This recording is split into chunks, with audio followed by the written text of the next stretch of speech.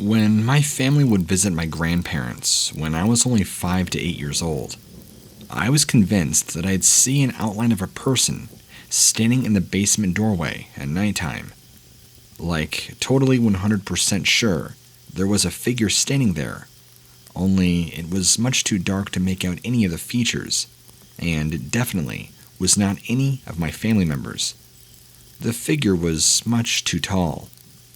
Everyone else would be asleep on their guest beds, and I'd be lying there in the darkness, unable to move, because I was so afraid. I remember my nightgown being soaked with my sweat, despite it being freezing in the basement. Like, I was that terrified. Anyhow, my grandparents ended up moving out of that house, but even then, once in a while back home, I swear, I'd see a shadowy person peering around the doorway to my bedroom. Again, definitely not a member of my family, as the figure was much too tall. A few years later, I mentioned it to my grandfather, who jokingly said it was probably a dead soldier looking for his whiskey.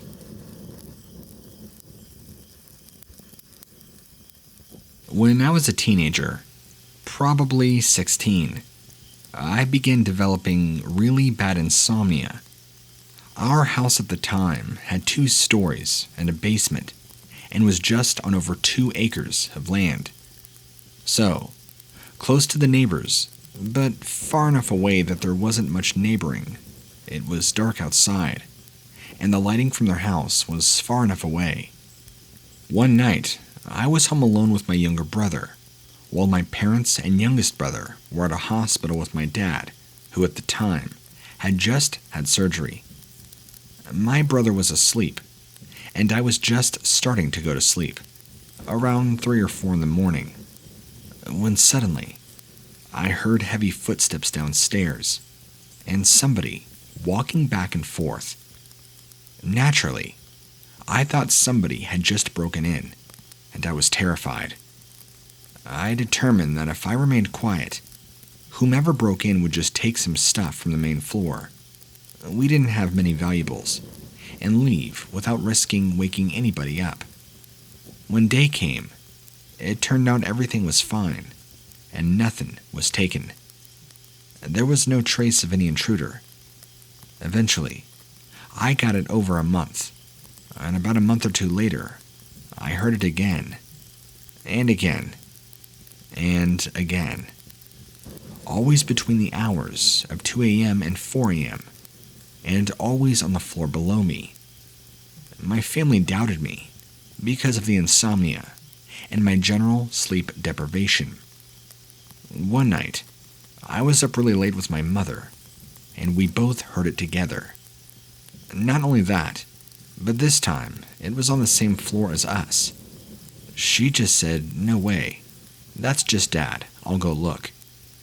When she came back, she looked surprised and informed me Dad was fast asleep.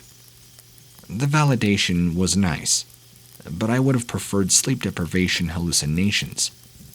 Over time, the rest of my family would eventually hear it. We called it the poltergeist. It was never malicious, but one day, we found one of our hammers bent backwards, which was very weird.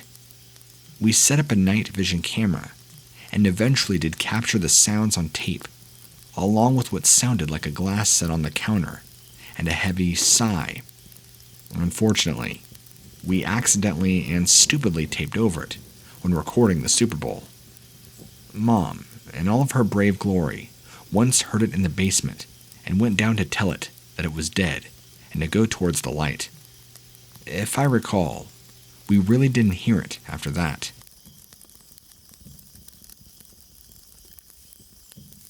When I was about 10, my grandpa died a day after Christmas Eve because of cancer. My grandmother and I turned off his phone, like really turned it off. It was some old Nokia phone, no touchscreen, just an old regular phone. We put it on a shelf and left it there. A week after his death, we heard an SMS tone of said phone, I was freaked out at this point because, well, it was turned off. I knew it. My grandmother took it down and gave it to me to open the text message, since she doesn't know how that works. So I opened it and gave it to her. The SMS, or text message, was from my grandpa to his own phone, and it read, "I arrived." Creepy as hell. The second story. When I was younger, I lived in a big house with different separated apartments, which belonged to my aunt. In there, I lived with my aunt, my grandmother, her medium friend, and a coworker friend of my aunt. The coworker brought her son with her. He was younger than I. The little boy woke up every night crying at the same time, so the medium had a talk with him. The boy said that there is a black man with a weird face in the room whenever he wakes up. The next day, the medium friend proceeded to cleanse the area, and I was watching her. She spoke at first calm, but then aggressive. I thought something happened, so I hid next, outside of the door at the wall. I always had a sense for weird stuff like this, and when I was little, I was feeling energy pretty strong at times. The medium later told us all that it was a demon hiding in this room. Now it's gone. Since the cleansing, the boy slept normally and without any nightmares.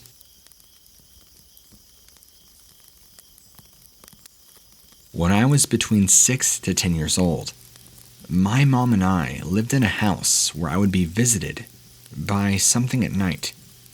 It would always be preceded by a dream where I would be looking at a book in the back seat of a car, and all of a sudden, the words would start bleeding down the page. Was it a dream, or was I awake? As I would come out of the dream, I could feel a presence coming into my bedroom and looking at me. I would be awake with my eyes closed, terrified at what it could possibly be. I often felt like it was menacing. Eventually, I would fall asleep. Sometimes, though, I would scream out loud, and my mom would come in with a broom, saying, "Where is it?" trying to calm my fears. I used to stay home by myself as a kiddo, as my mom worked 2 jobs at the time. I would make jokes, looking at 2 Nintendo controllers, saying, "If there is something here, pick up the controller and play," acting like I was tough calling it out. Of course, when I would do this, rest assured, it would be there that night. We eventually moved out of that house, and all of these things stopped.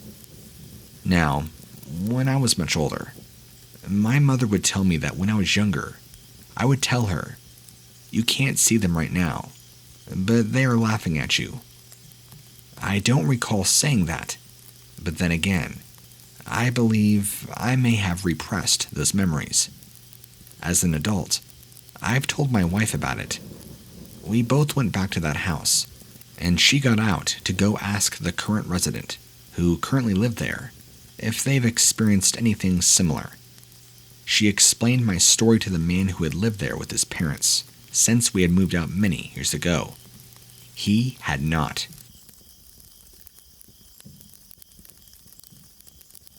Well, once I got home from college, I started reading, and then went to bed.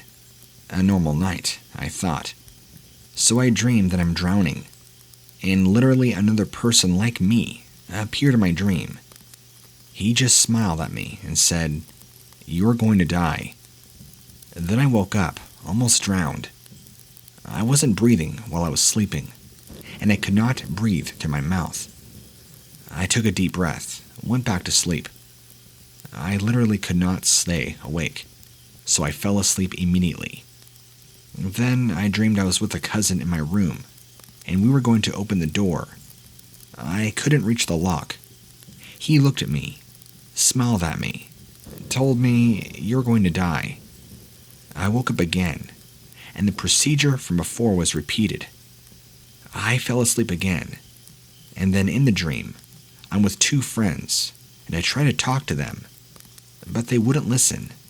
Then they saw me, smiled, and said the same thing. You're going to die.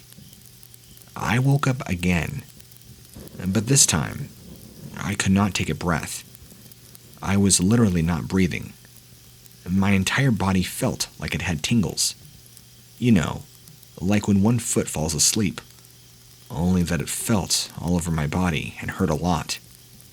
I also felt a loud ringing in my ears, as if my eardrums were going to break at any moment, and I also felt as if something was on top of me, and it would not let me move. I clarify, not so believing, but I was in panic. So, I thought of my loved ones, and that I cannot die yet. I mentally said, God, get this demon out of me. And this is where things get unreal. I felt my body contorting.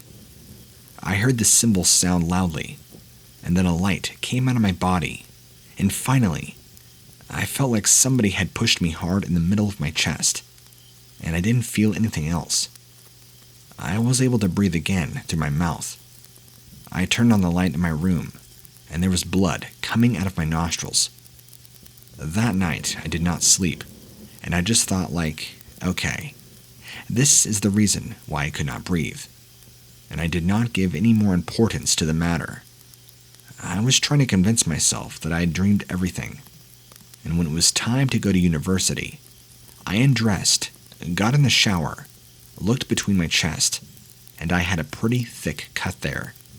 Something deep, since there was still blood coming out.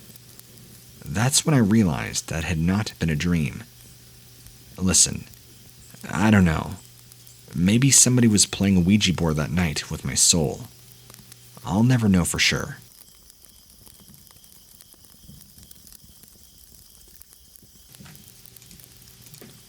I have a book of these because of this very old, strange place that I grew up, way out in the Idaho mountains. Because of the length of this story, I'm only going to tell one. If anyone cares to know, I'll be happy to share.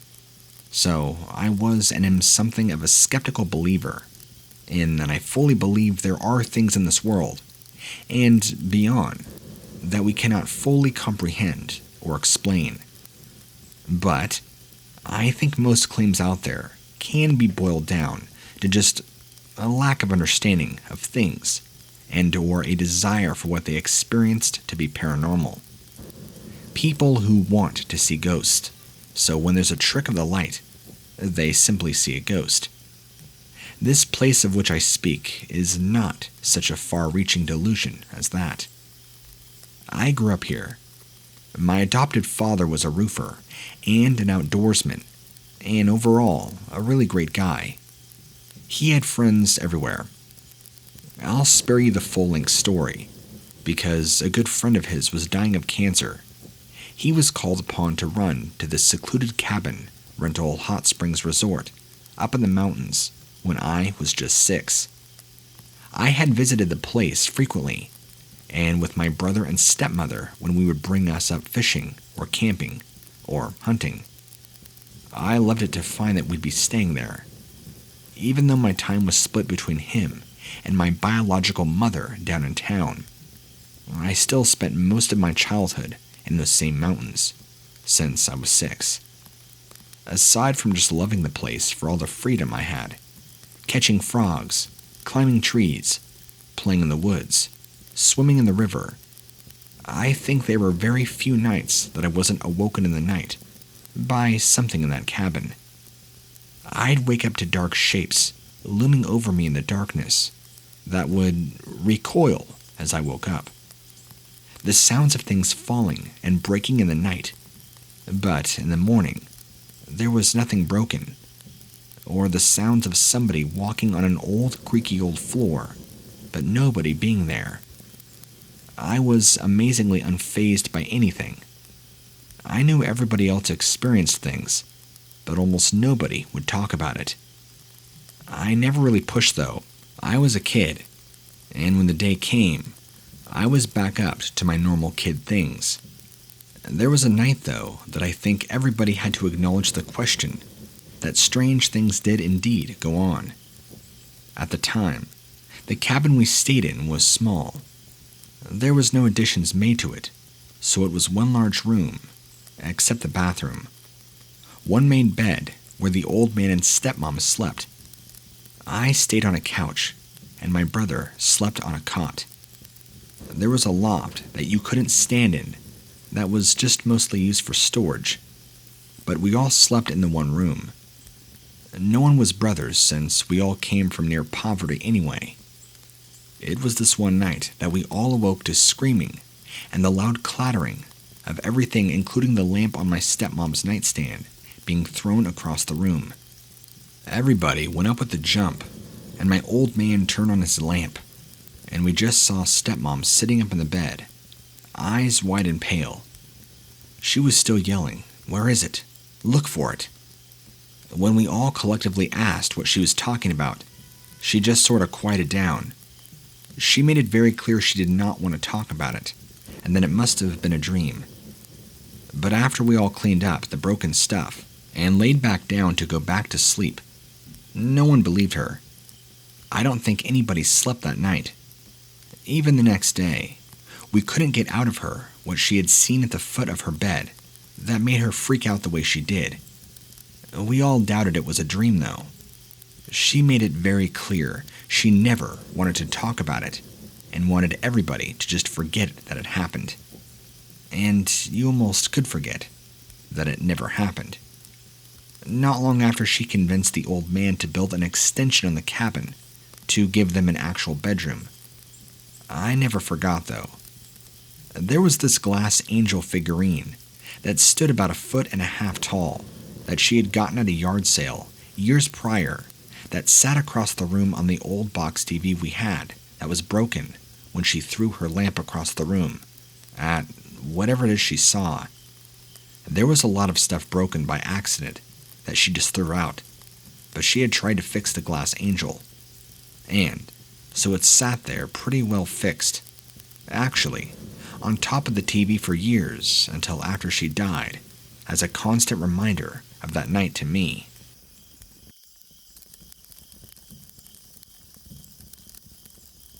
My name's Bree.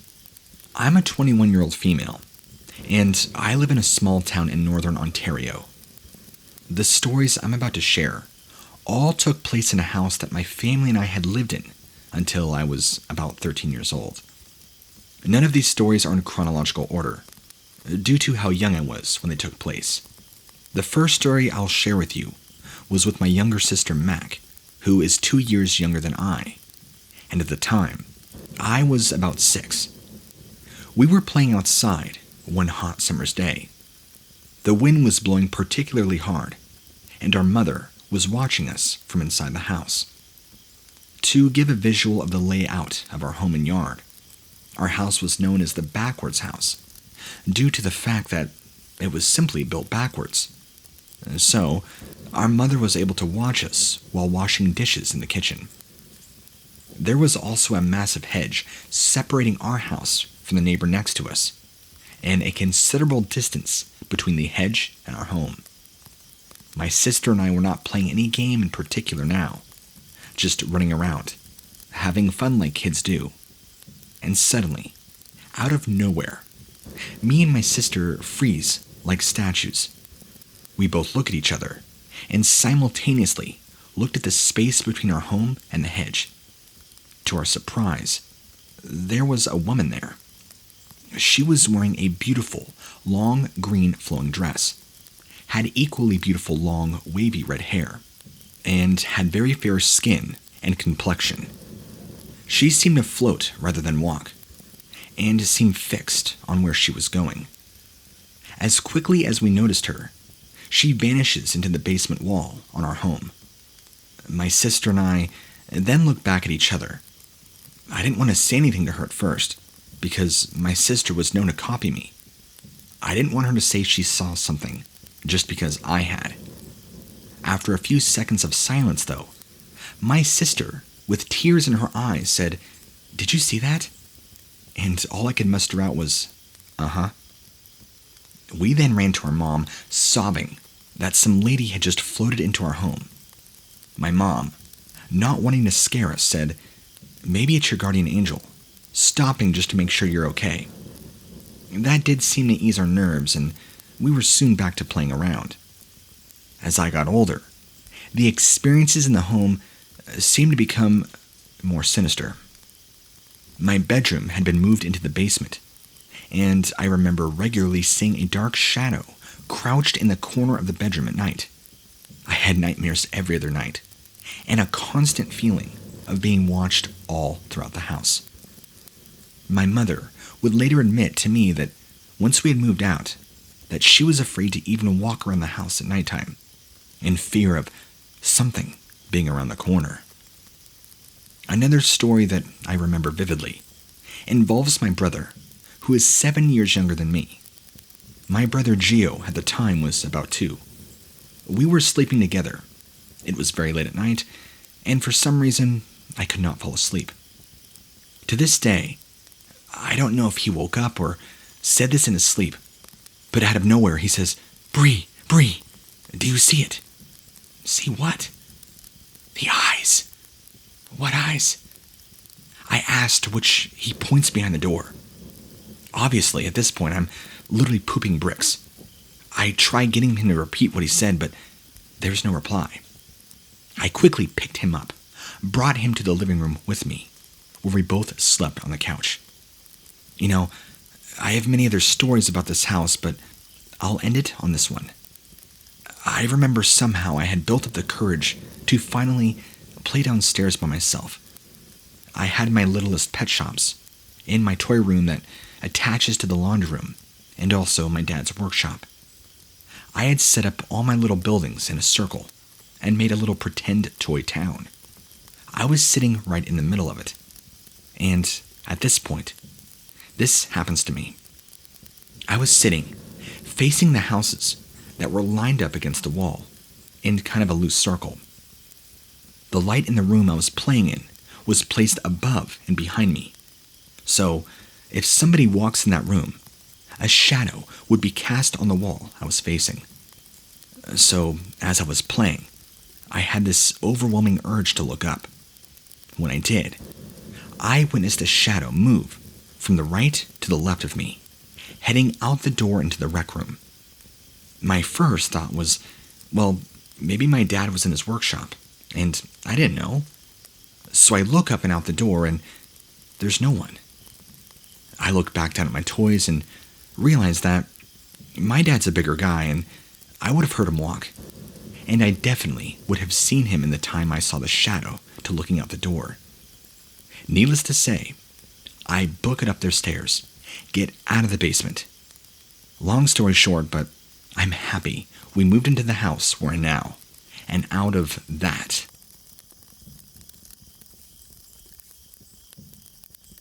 About 2 years ago, a couple of friends and I decided to sneak into an abandoned asylum in Downey, California, after nightfall. We noticed a security guard doing his final rounds and waited for him to leave the premise. Once the coast was clear, we approached the surrounding fence, jumped over it to get onto the property, and as soon as we did, we all experienced something that I can only describe as a very unpleasant and heavy feeling.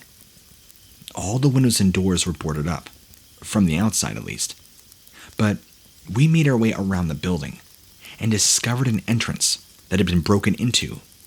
So we make our way in and ended up in the auditorium. There were medical records scattered all over the floor of every room. One of my friends picks up one, and it caught his attention. It was a file from 1889. I don't recall the name of the patient, but he said that this patient had a mental disability, similar to what we now refer to as Down syndrome. It also had a list of treatments that had been performed on him over the years, ranging from shock therapy, induced vomiting, to being forced to consume mercury pills. As we continued to explore the halls, we felt as if we were being watched, and it got to the point we weren't comfortable being inside here any longer. As we made our way back outside, I heard a faint whisper, and what felt like a hand brushed the back of my head. I quickly looked back, but nothing there. So we ran out of there as fast as we could, jumping the fence, making our way back to the car. Thought nothing of it. We were honestly just relieved to be out of that thing. The following night is when things really took a turn for the worst. I went to bed right around 9 p.m., woke up right around 12:25 in the morning to the feeling of somebody tugging on my leg. I have a tendency of falling asleep with the TV on, so when my dad gets home from work around midnight, he does his usual routine check to make sure my TV is off. So I'm waking up, thinking I'm about to get lectured about leaving the TV on again. But as I look towards the doorway, I see that the door is open and the hallway light is on. But there's no sign of my father, and I then begin to feel the pressure on my leg again. So, quickly, I turn my attention to the foot of my bed, and that's when I saw it. A solid, black, faceless silhouette crouching over me, and it has a firm grip on my leg. I immediately freeze up, unable to move, and everything around me goes silent. All I could hear was what I can only describe as static, as it begins making its way up to my face. Immediately, I begin to pray. Within seconds, its grip on me became weaker, and I was able to manage to bang my fist on the wall in order to try and desperately get somebody's attention. Within seconds, it was gone. I jump up, ran out of my room, and as I turn the corner, I bump right into my dad, who managed to be coming down the hallway, heading to my room. He said he had heard me hit the wall and was coming to see what was going on. I explained everything to him the best I could, and of course he ruled it off as a bad case of sleep paralysis. But I know for certain that was not the case. I've had sleep paralysis many times before, and this experience was nothing like it was when I was fully awake and that attack took place. I feel that whatever this was that I came across in the asylum the previous night had followed me home and was now making me aware of its presence.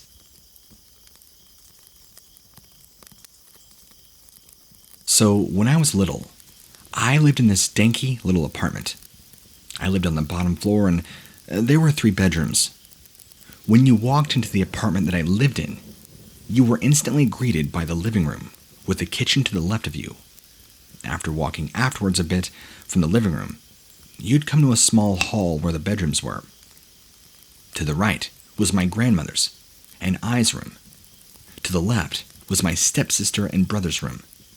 My stepsister's room was left of the hallway, while my brother's room was straight in. And this is slightly important information. So, anyway, from what I can remember, nothing really ever actually happened in that apartment building, besides 2 things. The one I'll be telling is of the time that I had seen this little girl inside my brother's room. So, moving forward with the story, it was late at night, probably about 8 p.m. when I decided to go into my brother's room to just kind of chill a bit, since it was nice and cool in there most times. Without turning the lights on, I walked in, looked onto his bed, and now, right in front of his bed, is an old box TV that was currently turned off, with the light from the outside the room shining in on it. I look onto the bed, ready to just flop onto it, before I noticed this small figure of this girl. She had long hair that went all the way around the bed, and a dress of sorts. Her skin appeared gray, all black and white-like. At this moment, I was frozen as I stared at her, too terrified to move. I think I'd actually stopped breathing. I noticed she was staring at the TV and glanced over to it, expecting to see her reflection in it, but I did not. After that, I had quickly noped myself out of there, hiding in my sister's room for about 5 minutes, before going back to check on her. She had up and vanished. I remember at this point that I made a little game, almost. I'd walk into my sister's room, then check my brother's room. Each time she'd either appear or disappear. Now, this went on for a while, and it was actually pretty fun. Though soon I got the idea to try and talk to her, so I mumble a hello? Of course, I get no response. After that, I just kind of leave. Not sure how to interact with her anymore, but also feeling extremely happy. Like I had just made some random ghost girl's night by simply playing what a basically peekaboo with her. I still smile at the thought of that, thinking I'd accidentally made a ghost girl's night by just going in and out of 2 rooms for about 20 minutes. Though, sometimes I worry if she's ever lonely. I wish I could check up on her, but it's not as crazy as you think. Even if it is to go check up on an old friend that I'd accidentally made years ago. Whatever.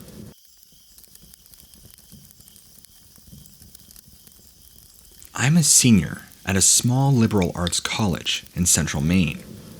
Its forestry and ruralness give it a reputation of having an incredibly eerie feeling. Maine itself is a very old state, and my college is so old that we were founded when Maine was still a part of the state of Massachusetts, here in the late 18th century. Our campus, located in the town of Waterville, which some of you might be familiar with as the town in the 2001 released film, Wet Hot American Summer. Many people do not know Waterville is a real place, and is actually based on a real summer camp in Winslow, connected through a nearby river by a suspension bridge, which is where this incident takes place. The bridge connecting Waterville and Winslow is called the 2 Cent Bridge. It is one of the oldest cable suspension bridges in the United States, being constructed back in 1901. Maine suffered economically when much of the timber industry left the state. The bridge, 2 Cent Bridge, was originally constructed to serve workers who walked to work at the wood and paper mills across the river. I'm in my early 20s, and growing up, I was never a huge believer in the paranormal. While I wanted to believe, I felt I had to see something with my own eyes. While on the way back from my nightly hike across the bridge, at around 8 p.m., on February 28th, I noticed a tall black figure, without any real facial features, about 50 feet in front of me. I originally thought this was a person. However, its blurry appearance resembled the version of the human caricature you'd see on restroom signs. The figure appeared to be wearing what resembled a construction hat. Without warning, this figure then aggressively sprinted with the force horizontally to the right. I expected to see the figure continue going down the path, but then it vanishes out of thin air. I was in shock. It was hands down the most disturbing thing I'd ever seen. Just to give you some perspective on how skeptical I was about the paranormal at the time, I sat there on the ground 30 minutes after, repeating to myself, I'll be darned, I was wrong. After doing some minute research on the area, I eventually named the figure Foster. Moses Foster was a mayor of Waterville in the 1800s who built the city hall and the railroad bridge located next to the 2 Cent Bridge. Both were vital to the town's economy. However, the economy of Waterville still suffered. There was a dorm at the nearby New Hampshire boarding school, and I attended named Foster. I can't confirm that he was related to the dorm, but public records say he was a merchant in Maine and New Hampshire. I want to say I'm not scared to go back there. I'm still interested in a career in law enforcement, and there are real people who can hurt you, in my opinion, that are far scarier than any ghost.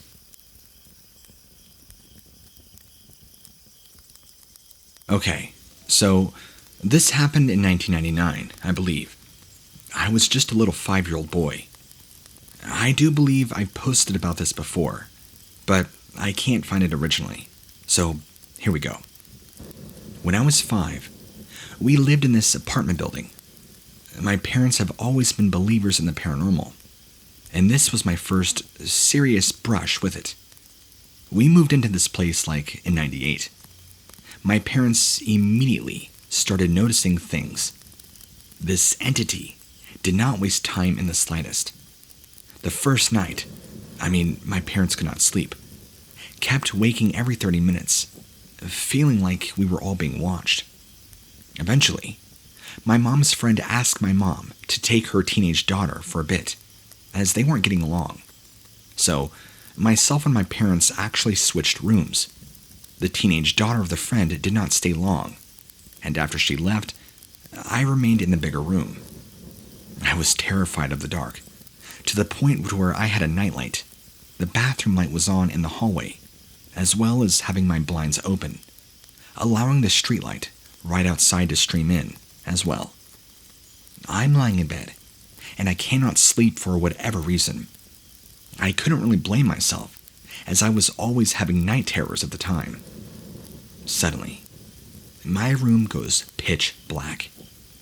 Black enough that I couldn't really see my own hand in front of my face, even if I tried. Then, from my door, I see an even black figure with blood-red eyes start walking toward me. I guess maybe blood-red eyes isn't the best description. It was more like glowing red eyes, actually, from this black apparition. I screamed, my parents waking up, but probably assuming it's just another night terror calling to me.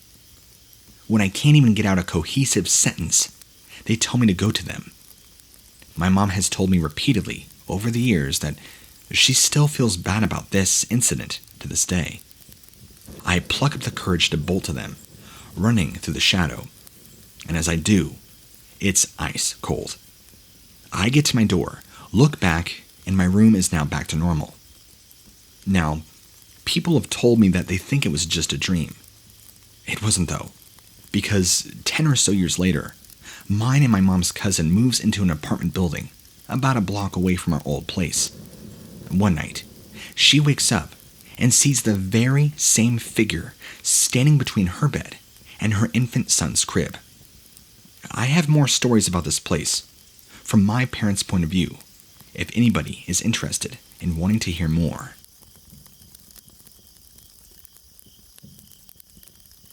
For those who've been born and raised in San Antonio, Texas, and know of the many haunted locations, even yes, the Alamo itself. I've talked about my own paranormal experiences at the Alamo in this group before, but today, I'm here to talk about something far worse, the Menger Hotel, within a stone's throw of the Alamo, and is, like all other buildings within a close proximity of the Alamo, are sitting on a battlefield. So, you can imagine that a lot of the buildings are very haunted. But one stands out above the rest, and that's the Menger Hotel. Rumored to have been a hospital during both World Wars, and have residents commit suicide when it converted back into a hotel. You can imagine the level of activity is probably stupid high. In fact, I worked there in 2015 when I was just a freshman in high school. I worked as a janitor for only 1 month.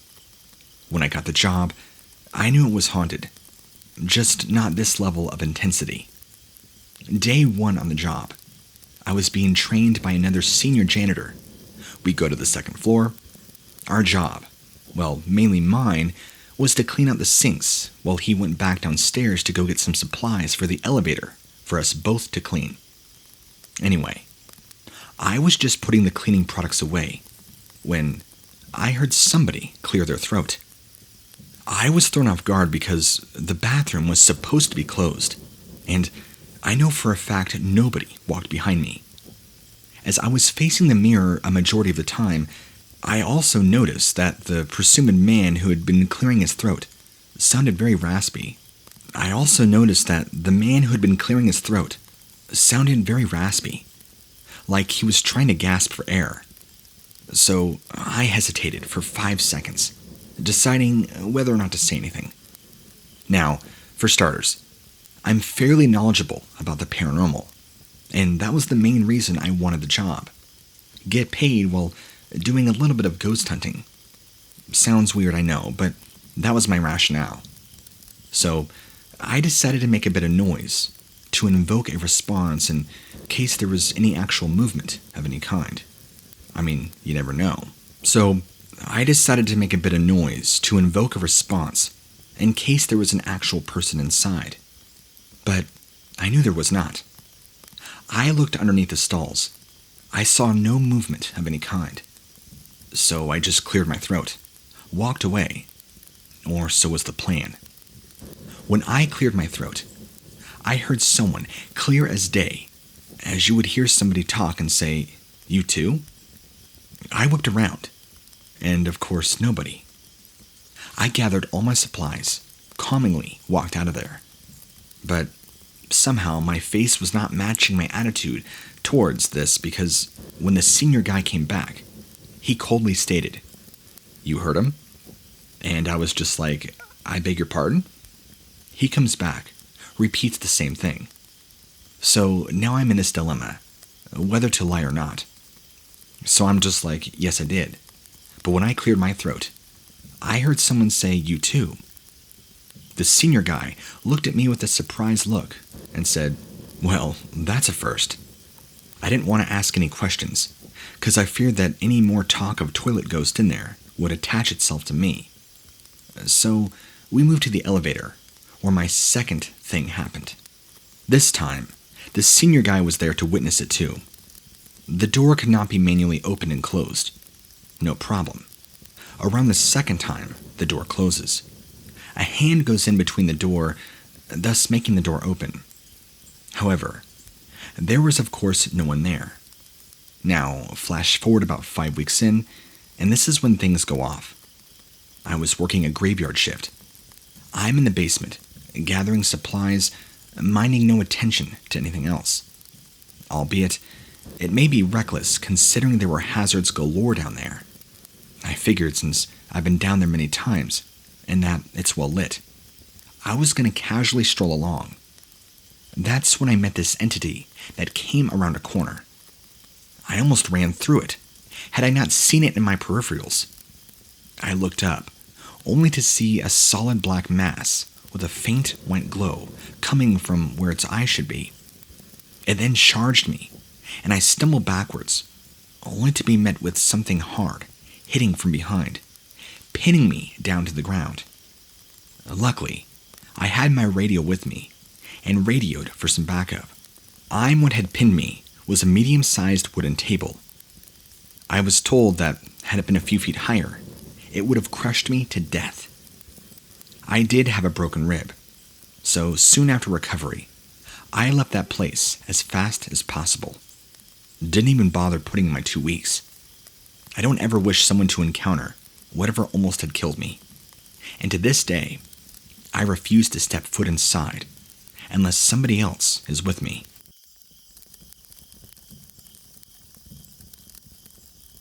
Around 1986, a toddler-sized talking doll, whose name I'm still too superstitious to repeat, hit the market. She had blonde, curly ringlets and large blue eyes that moved around when she talked. The sound she made came from a cassette player that was built into her back, and her rubber mouth would open and close along with the audio. The first time that I saw one of these dolls in person was at a friend's house. For the next year, I would persistently beg my parents for that doll, and when I was 8, they surprised me with one for my birthday. Between 88 and 89, the doll and I got along well. I started to outgrow the cutesy and babyish cassettes that came with her, so sometimes I would put random tapes in her back, even music. I would laugh hysterically as her mouth and eyes moved along with from everything from classical to my dad's boring financial tutorials, narrated by this droning male voice. That man's voice emanated from the doll's mouth, and it looked totally creepy, but even more hilarious. I inevitably got bored, but for at least a year, I had some good times. It was towards the end of my 4th grade school year in 1989, and one night, I was getting ready for bed, like I always did. This night was marked by a gradual uneasiness, which started out as barely noticeable. But by the time I was in bed, I began to worry that I may never get to sleep.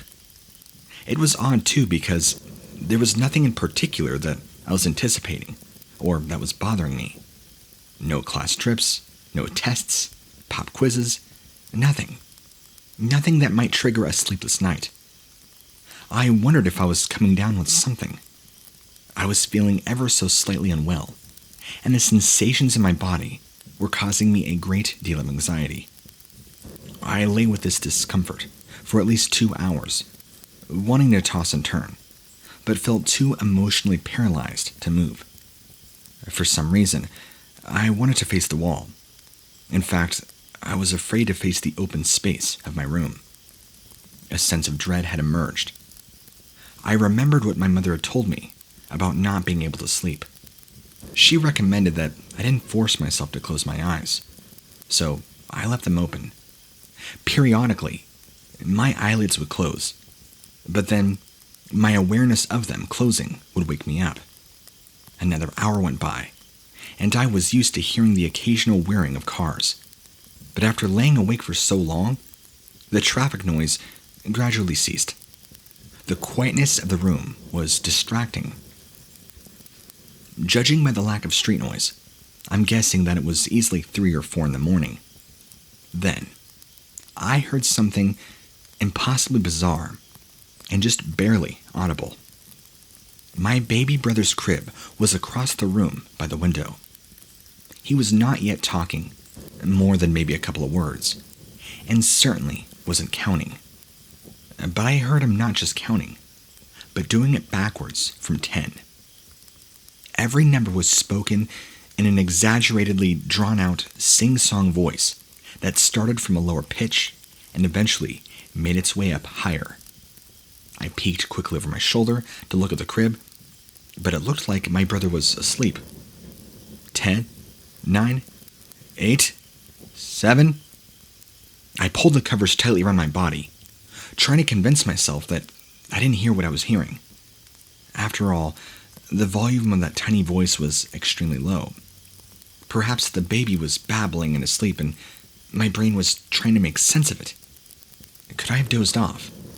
Well, that's the thing. I had been awake the entire night. 5, 4, etc. Then, a faint clicking sound came from the corner beside my brother's crib. There, a small wooden chair in that corner.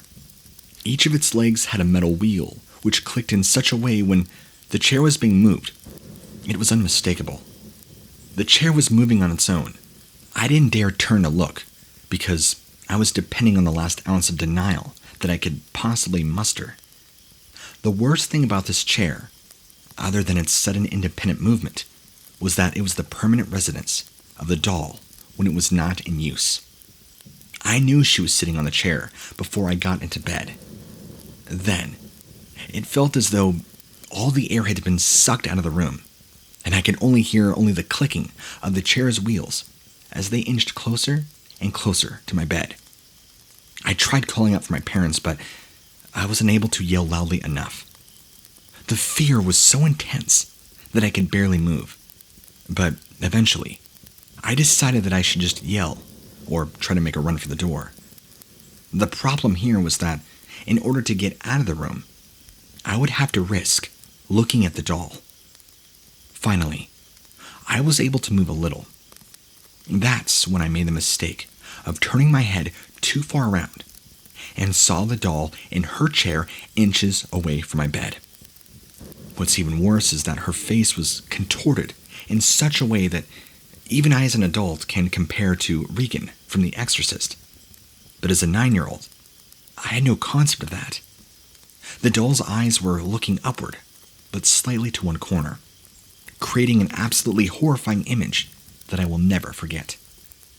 That's when I let out this powerful shriek.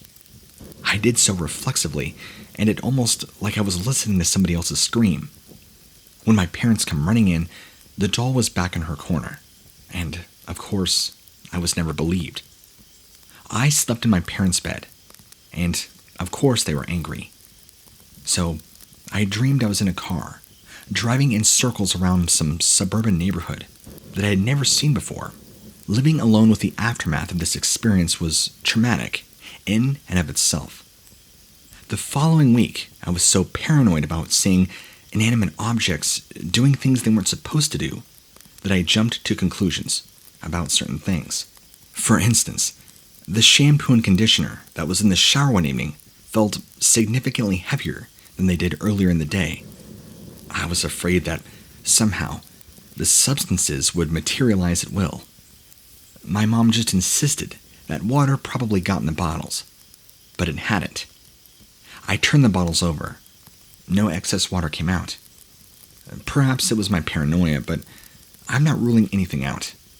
Not after what I experienced. It actually took several months to feel somewhat normal again. And even to this day as an adult, as I am writing this story of mine to you, I am still affected by this incident.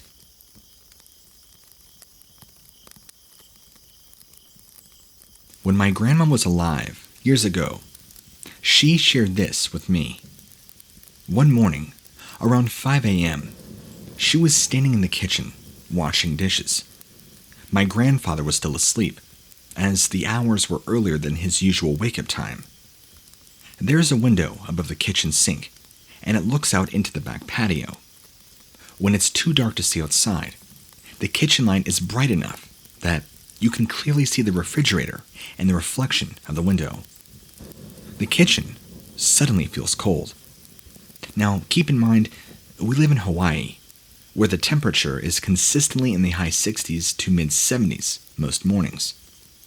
My grandma found it strange that the temperature seemed to have dropped abruptly, said it felt like the freezer door was open. She sees movement in the reflection of the window, which catches her eye. She slowly looks up to the window and sees the silhouette of a figure behind her. She is startled by this, since no noise was made. That includes footsteps, no door sounds, nothing. But she wasn't afraid. Startled, yes. She quickly drops the dishes, spins around to face the unknown visitor. She then realizes she recognizes the visitor. The figure slowly walked past the fridge without acknowledging my grandmother, not even making eye contact. It then made a right turn directly into the kitchen closet, where it just dissipated into nothingness. Now, my grandma's head is spinning because she had just seen her mother. Her mother, who she last saw in Germany, where her and her family are from. Her mother, whom she hadn't seen in decades. Her mother, who had passed away many years ago. My grandmother hasn't had any experiences as far as visual encounters, but would swear up and down that she would often feel her father in the house, mostly when she would be getting ready for bed.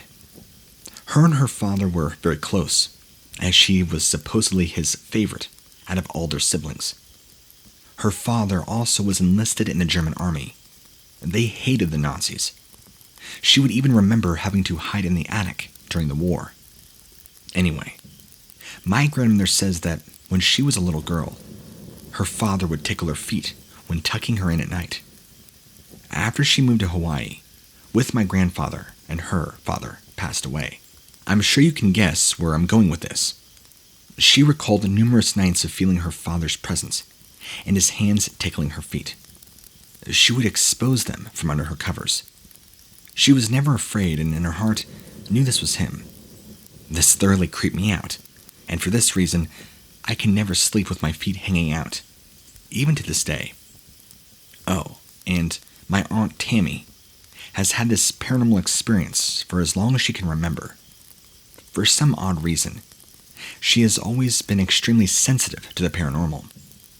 In fact, years ago, she and her kids, or my cousins Shanielle and Derek, lived in a very old plantation house that had been previously owned by one of the sugarcane workers.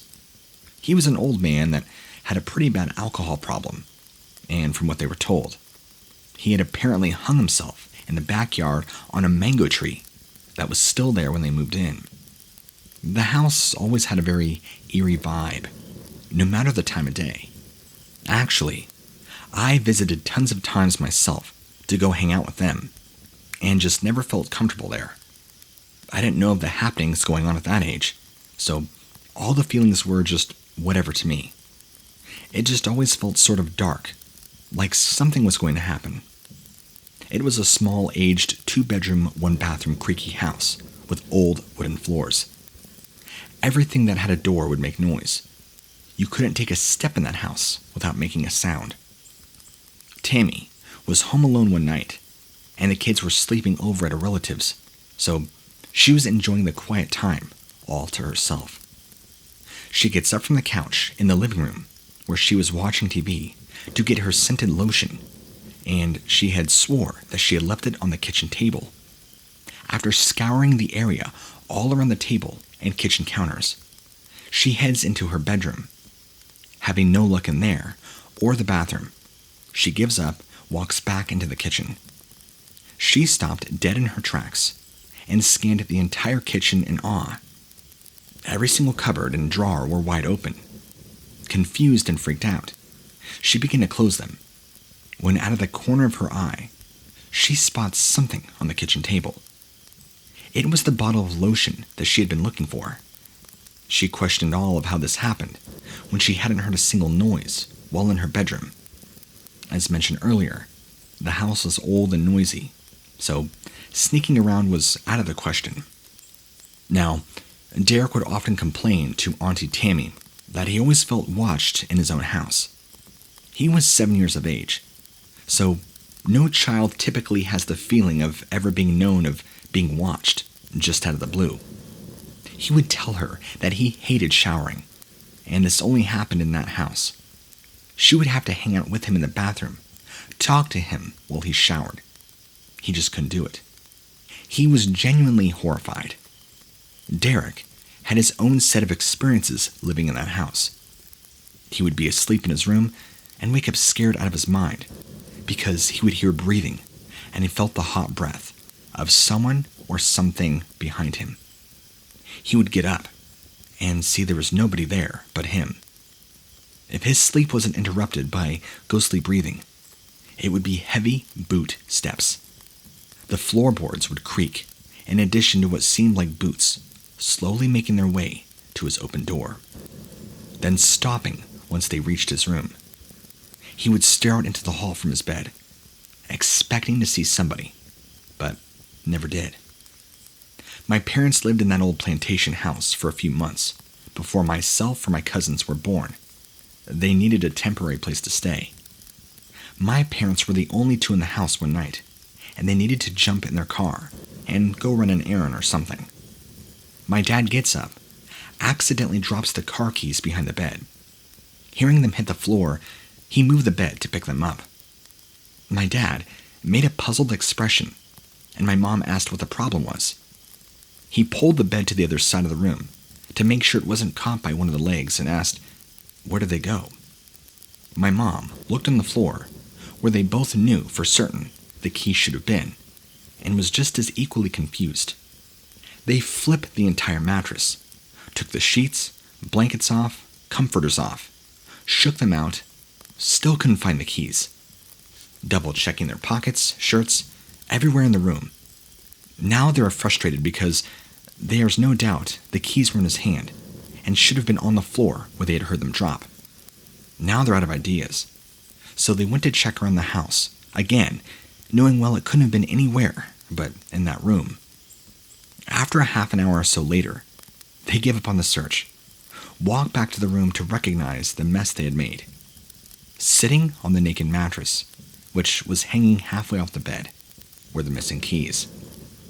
My parents lost their minds and were so shaken by this, they left the messy room as it was, grabbed the keys, and slept at a friend's house for the night.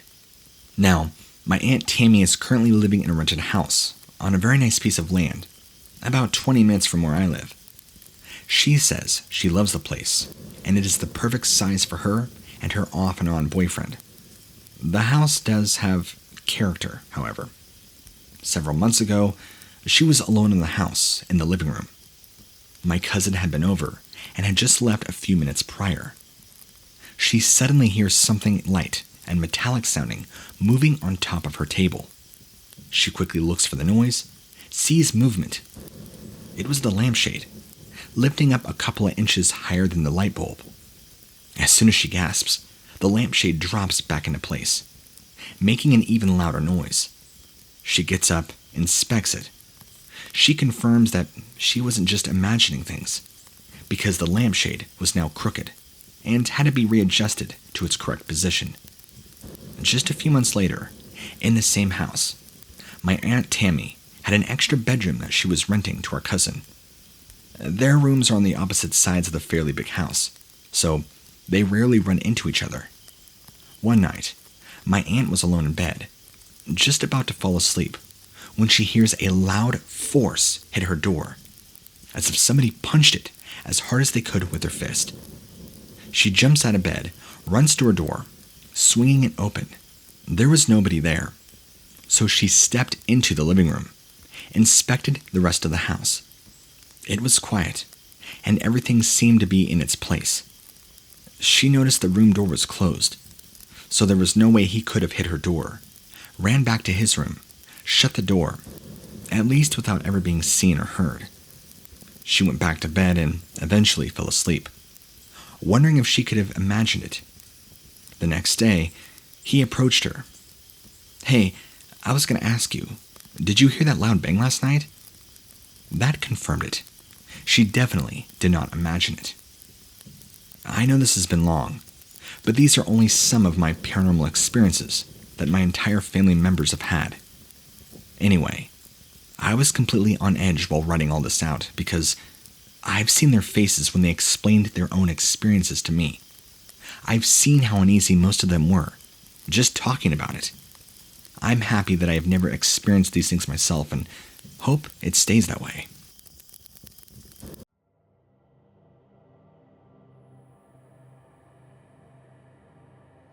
At night, while in the process of going to sleep or waking up from sleep, I have experienced, and will presumably continue to experience, the phenomenon known as sleep paralysis, paired with appearances from what I've come to know as shadow people.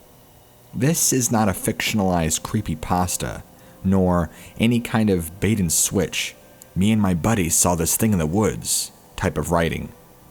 I certify that everything in this writing is true in the sense that I've personally experienced it. This is not intended to be in any way funny. I am dead serious. I think that reading this may be disturbing for some, so please note that this is a warning. Let me start by noting that I am in no way superstitious and have a strictly scientific worldview. I don't believe in any kind of supernatural, ghosts, gods, angels, demons, the paranormal, or cryptozoology, or anything that would lead me to a supernatural explanation for these things. My current dominant hypothesis is that my brain, being the incredibly complex machine that it is, functions somewhat poorly during the shutdown wake-up cycles and creates these things for me to experience, and that they are only hallucinations. When I speak of the shadow people as they, or him, or her, what I really mean is the human-shaped hallucination that my brain created for me. Also, I'm not sure if this is related or not, but I occasionally experience absence seizures.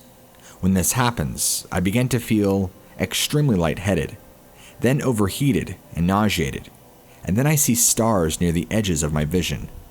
Then the stars close in and fill my vision. I collapse. I become non-lucid and non-responsive, and I can only hear the environment around me in distorted frequencies. This usually only goes on for a few minutes, though it is hard to tell me while I'm like this. It happens about 2 to 3 times per year and can be triggered by perceived mental stressors. This started when I hit puberty and is still ongoing. In the most plain of terms, something about my brain is messed up and has serious malfunctions at times. I am aware of it though. You might think me less sane after reading this though. The occurrences of sleep paralysis and shadow people, hallucinations, started when I was in my early 20s and I was in college, probably around 2007. I was living in an apartment with a roommate, and when I wasn't getting dead drunk, I would routinely stay up for extended periods, 30 plus hours or more, to get my class assignments done on time. The repeat alcohol ingestion and sleep deprivation, in hindsight, represent risk factors that I now believe trigger these. Based on my own experiences, other risk factors for me include use of any kind of stimulants or depressants, or psychotropic drugs, high stress levels, and emotional and psychological instability. On one typical evening, I was in the process of waking up from a midday nap in the apartment. I had abused caffeine and sugar to push myself to finish a class assignment overnight, and naturally needed to catch up on lost sleep. I had fallen asleep on my bed in my street clothes. It was the kind of sleep that one gets after staying up for way too long. The best kind. I was lying on my back and beginning to drift towards consciousness, but wasn't fully awake yet. An in-between state. In this half-dreaming, half-awake state, I suddenly began to experience two very new things. A feeling of intense, icy fear, and the feeling of a presence being in the room with me with malicious intent. As I looked toward the end of my bed, I saw a shadowy figure standing silently at the opposite side of the room. Judging from its form, it appeared to be a young adult male. The strangest thing about the figure was that it had no discernible features, instead of just being an icy black silhouette with poorly defined edges, almost like more of a shadow than a physical object in and of itself. The figure then moved toward the foot of my bed, stopped, and simply stared at me, all the while projecting an extremely threatening presence through its body language. As this was happening, I felt that I needed to move to a sitting position and to tell this person to get the hell out of my room and leave my apartment. But strangely, found that I could not. I couldn't move, speak, or do anything except move my eyes to follow the movement of the figure, and was forced to lay completely still in a state of intense, paralyzing fear. The situation became extremely personally invasive and upsetting as the figure had moved slowly from the end of my bed to a position directly beside me, standing over me, well inside of my personal space. I was still unable to do anything about it but breathe heavily and sweat. In that moment, I wanted absolutely nothing but for the figure to go away and leave me alone. I jolted awake in an instant, gasping for air, convinced that there was somebody in the room with me. So I took out my pocket knife. I always have one in my pocket in my street clothes, waved it around in the near darkness, and screamed at the perceived intruder to tell them to get out of my room, and stumbled to the light switch. After turning on the lights, there was no sign of the mysterious figure. I repeatedly searched the small apartment for any sign of entry or disturbance. I found no sign of my roommate, and no sign of any intruder either. Being a skeptic, I also immediately began questioning the reality of the experience and my perceptions. Had it been a nightmare? I hadn't felt like a nightmare, yet I obviously hadn't been fully awake either. It had felt more like a mixed reality, as though between waking and dream states.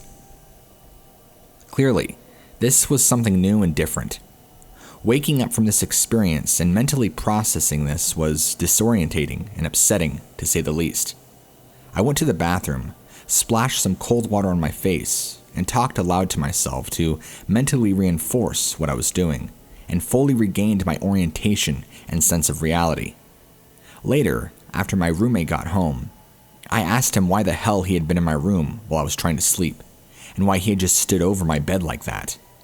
I told him that he had seriously scared the hell out of me, and asked him not to do anything like that ever again. He said he didn't know what I was talking about, and that he wasn't home at the time. I said that I must have had a real serious nightmare, and went on about my business for the day. At this point, I thought that I might be going insane. I had never seen anything in my life that would not easily be explained by my existing scientific worldview, but simultaneously could not explain the bizarre and upsetting experience that I had just had. In my mind, I very quickly searched for any and all existing references to anything that could explain what I had just seen, no matter how ridiculous, and assembled a number of competing hypotheses: hallucination, nightmare, mental malfunction, someone drugged me, someone broke into the apartment while I was asleep. Ghosts, demons, alien abduction, interdimensional beings, out-of-body experiences, and the list went on from there. I did a Google search, which actually turned up a wealth of information. In relative terms, as the internet as a whole was not as well developed in 2007 as it is today, from those who had similar experiences.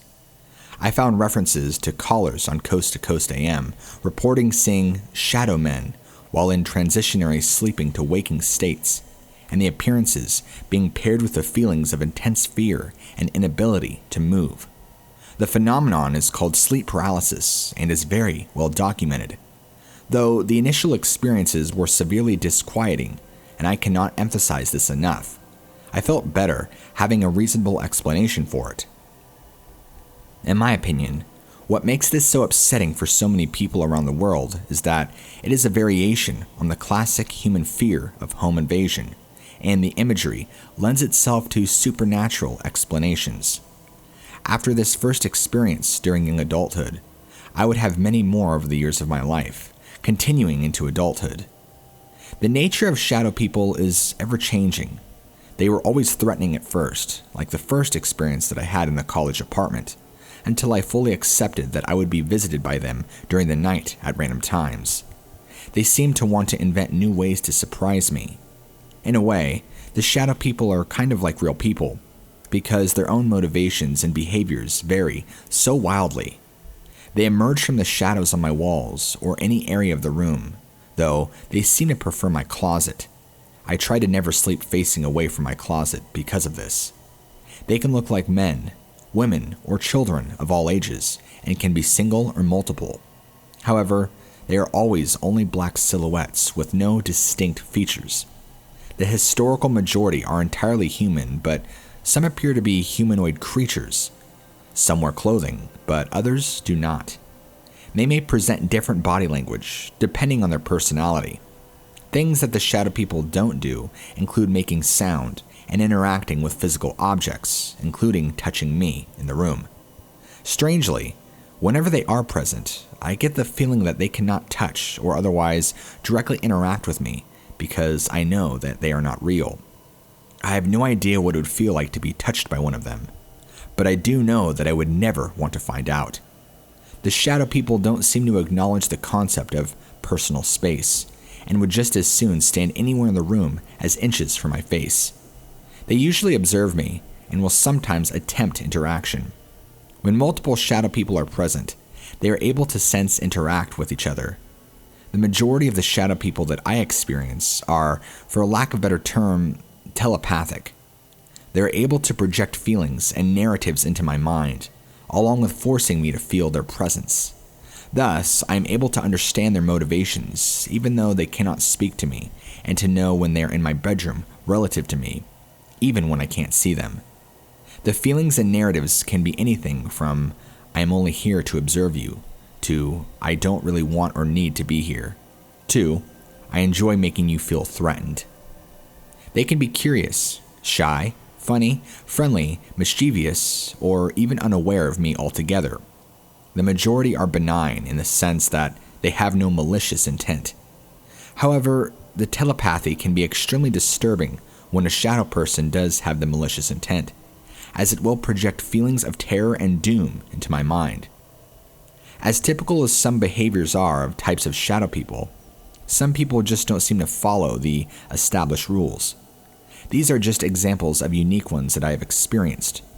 One non-human creature, similar to a combination of a dog/human or a werewolf. It sat on the edge of my bed, just past my left leg, with a hostile, hunched-over body posture that animals make when they think that you're a threat. A taller, angular adult male with limbs and fingers too long, and several accompanying children. It signaled that they were the only there to briefly observe me, and that they didn't mean to disturb me. Very polite and non-hostile. Appeared from and disappeared back into my closet. It was almost like a school teacher with students on a field trip. A slender young woman in the flowing gown with arms that ended in asymmetrical claws, resembling tree branches, and a head like a combination of a dog's and a human's. She stood with the hunched posture, mostly still near the foot of my bed, but I could tell from her telepathic broadcast that she was waiting for me to look away, and that she wanted to harm me somehow. She thought of herself as some kind of huntress. During the fall of 2016, I had a new development. I began hearing loud noises while waking up, like gunshots, rumbling, metallic banging, roaring, human screams, or doors opening and slamming. Having already experienced the shadow people for something like a decade, my first thought was something along the lines of, well, it looks like these little butts are up to new tricks. Oh well, nothing new. After this happened a few times, I Googled and found exploding head syndrome, which perfectly describes what I experience and is even known to have an overlap with those who experience sleep paralysis. I don't know why it took so damn long for my brain to start thinking that it hears these things, but I'm not really surprised by it at all. As I've said above, the hallucinations during my waking-sleeping transitions are ever-changing.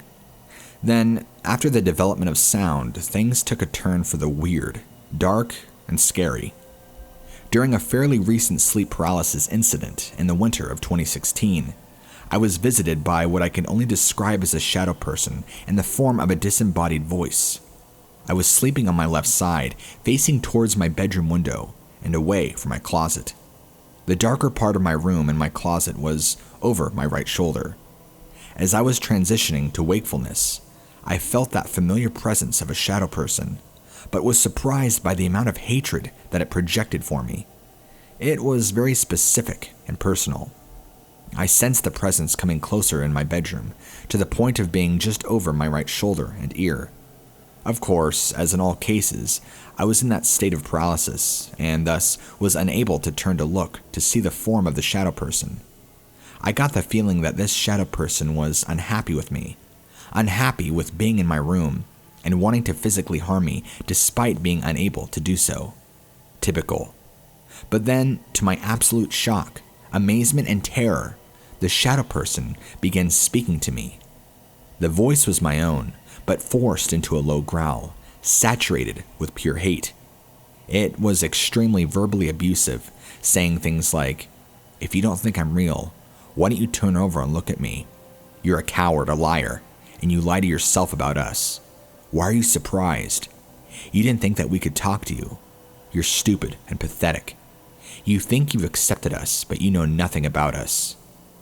Per the usual, I jolted awake and screamed things back at the presence, which had by then vacated. I was just so shocked that a shadow person had spoken to me, and that it had done so in such an abusive way, that it was almost like going through the experience of initial exposure all over again. To say the least, this incident seriously disturbed me, and led me beginning to write what you read now. During this, I never visually saw what this speaking shadow person looked like, and I'm glad for that. Speaking shadow person being a product of my mind, if you're still in my subconscious somewhere and can read what I'm typing, go screw yourself. As I wrote the majority of all the above, problems began to develop. Thinking and writing about my history with these experiences for a few days in a row, during February of 2017, triggered the EHS and the shadow people hallucinations often, and I was woken up several times per night by them. This went on for about a week or so, and became increasingly disruptive. Then I set into motion the worst shadow person incident that I have ever experienced when I made the mistake of discussing the writing of the story with my online gaming clan on our VOIP channel. I discussed them at length, and especially in the aspect that thinking about them directly correlated with the frequency of their appearances. I then wondered aloud about why the shadow people could not touch me when they cannot affect my other senses, such as sight and sound. That very same night, I fell asleep in my bed on my stomach after getting kind of drunk. As I was beginning to wake and entered the familiar state of paralysis, I heard a series of door slamming noises and footsteps approaching my room. Even though I couldn't see, I sensed the presence of a shadow person, a young adult woman with malicious intent. She entered the bedroom, and to my horror, surprise approached the bed and climbed on top of my back in an unwelcome and uncomfortable way. I was shocked to feel a sensation of her knees resting on my shoulder blades and her weight pressing down on me. Her skin felt like human skin. I'm not sure what I would have expected, and still not sure what to make of this. Bending down over me, she whispered taunting things into my ear from behind me and repeatedly laughed at me. She said things like, "I am here. We are all still here. Your mind is not your own. You are ours to torment." Her laughter wasn't jovial or friendly at all, but icy. After waking up from this disturbing experience, it was at that point that I realized that I was uncomfortable continuing to write about this aspect of my history, because thinking about it so much was actively causing more intense and disturbing hallucinations with malicious tones. So I stopped. I think it took about a month for me to revisit and complete this. This brings us to the present time. I haven't really seen many shadow people since the incident with the last speaking, touching woman, and certainly none as unique as her or other malicious speaking hallucinations. I now believe that thinking about these additional abilities of speech and touch may have in turn given my brain the idea to include those abilities in the hallucinations. I've been up for about 4 hours longer than I should have writing this through the night. I'm going to take a nap before work, and I'll sure as hell sleep on my back.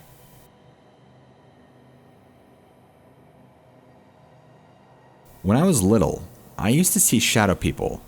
I used to sleep in my mom's bedroom as a child, and obviously, I went to bed before the rest of my family because I was so young. On one particular night, my parents tucked me into bed and left a light on for me, and left the door open so that I wouldn't get scared.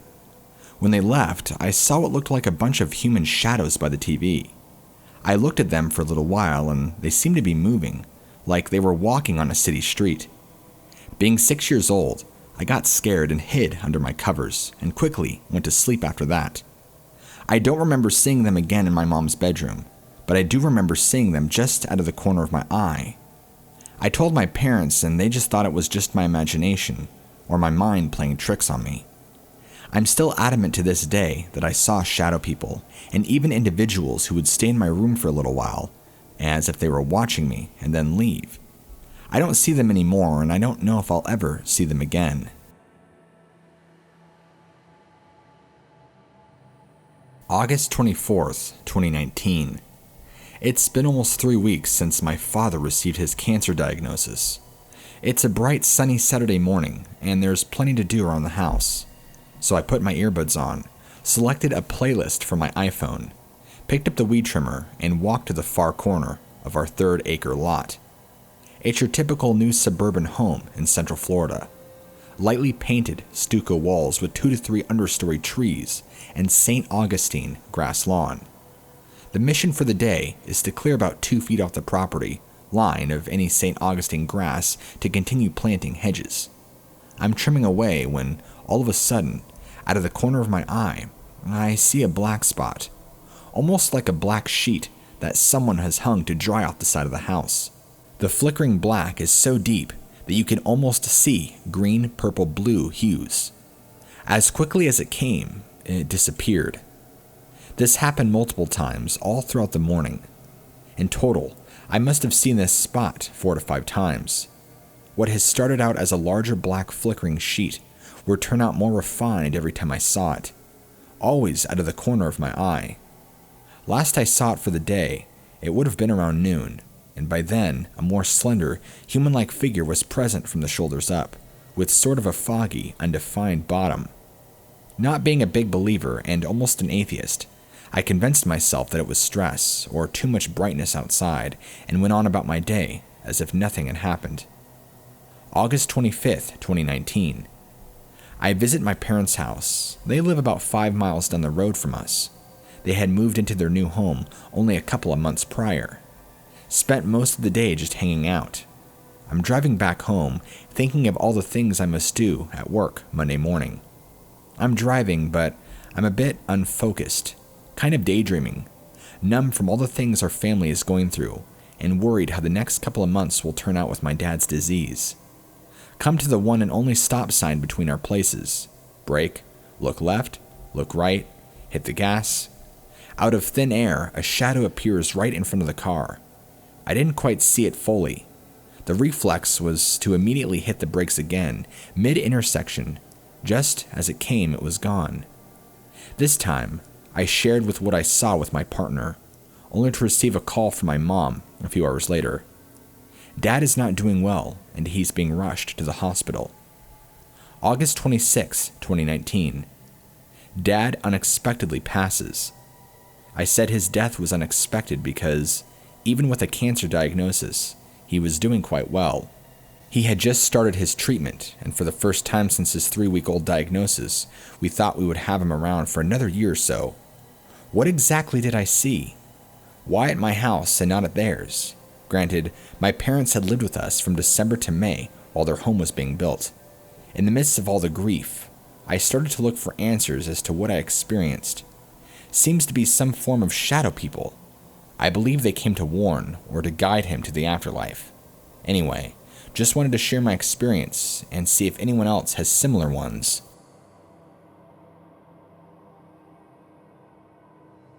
I'll preface this by saying that my wife is 100% a skeptic.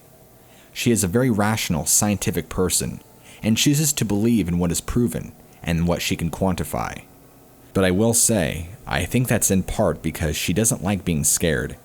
She doesn't like scary movies, and she dismisses the idea of ghosts or other cryptids. That being said, a few weeks ago, she woke me up at 3 a.m. saying that she 100% saw someone in our house, that our animals were spooked, and she asked me to search the house. I got my gun from my nightstand and searched the house and checked the doors and windows, and finding no one, to return to bed, where we discussed what she saw. She says that she woke up and saw the figure of a man walking out of our bedroom door. She even heard the floorboards creak as it walked out. But all of our animals were either on the bed with us or sleeping next to it. Since then, she's seen it almost every night, either leaning into the doorway with a hand on the door frame, or fully in the room, standing at the foot of the bed. She attempts to rationalize it, and eventually falls back asleep, which I hear is common with these kinds of scenarios. The worst one was a few nights ago, where she had a terrible dream where I left for work, and she felt the creature get into bed with her and put its arm over her as though it was attempting to cuddle. Even skeptics have their limits, and she doesn't want to talk about it because it's frightening her, and it's not something she could just rationalize anymore. Is there anything I can do to help put her mind at ease? From everything I've read, they very rarely cause any kind of physical harm, but I'm worried that this might do her mentally. We have a 10-month-old son, and she works nights, so her on and off days she's forced to maintain normal day hours and has trouble sleeping through the night because she's normally awake then.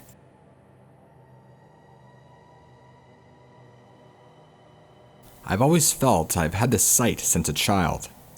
There is a room in my grandmother's house called the Red Eye Room. Apparently, my family has been calling it that for years because a being with red eyes will climb on top of you while sleeping and stare at you. I had this happen and felt and saw the bed sag from the weight, and all I could do was scream. Fast forward to now, I'm 25. I woke up out of a dead sleep, and I see red eyes reaching towards me with a beaming smile, and before he reaches me, I scream, and he evaporates. I ran out of my house. I believe he may be in my closet, as funny as that sounds, but I see my hangers move sometimes, and nothing could be disturbing them but an outside force. Not sure if it's menacing, but it's never spoken to me or made a noise. Just watched me.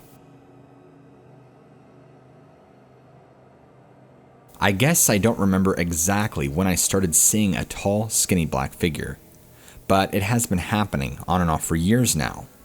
I didn't know it was abnormal. I went to a meditation retreat 2 years ago, and on the 4th day, I was terrified to close my eyes because whenever I did, multiple black figures with yellow glowing eyes would propel themselves towards me, and I would open my eyes right before they reached my face.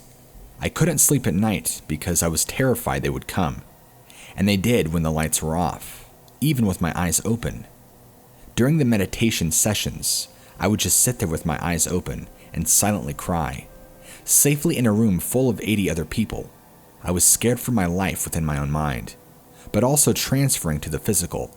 I was scared, confused, and terrified. I requested to talk to the leader or whatever because we could ask questions for 5 minutes. I told him about it, and he said that all I needed to do was to keep my eyes shut while they came at me and let it happen. Face them, let them take over, and accept them. I went back and did that, and I had to force myself to squeeze my eyes tight and to not open them. It was absolutely terrifying, but they did not come back for the rest of the retreat, and I was able to sleep and meditate. I started seeing a tall figure again this winter. It appears out of the corner of my eye, and when I look, it slides away. When it happens during the day, I am scared but feel safer. But when it happens at night, I'm terrified. I either sit as still as I can or hold my breath and run to my room. The place I live has a lot of sharp corners going into different rooms, so that makes it way worse than even running away.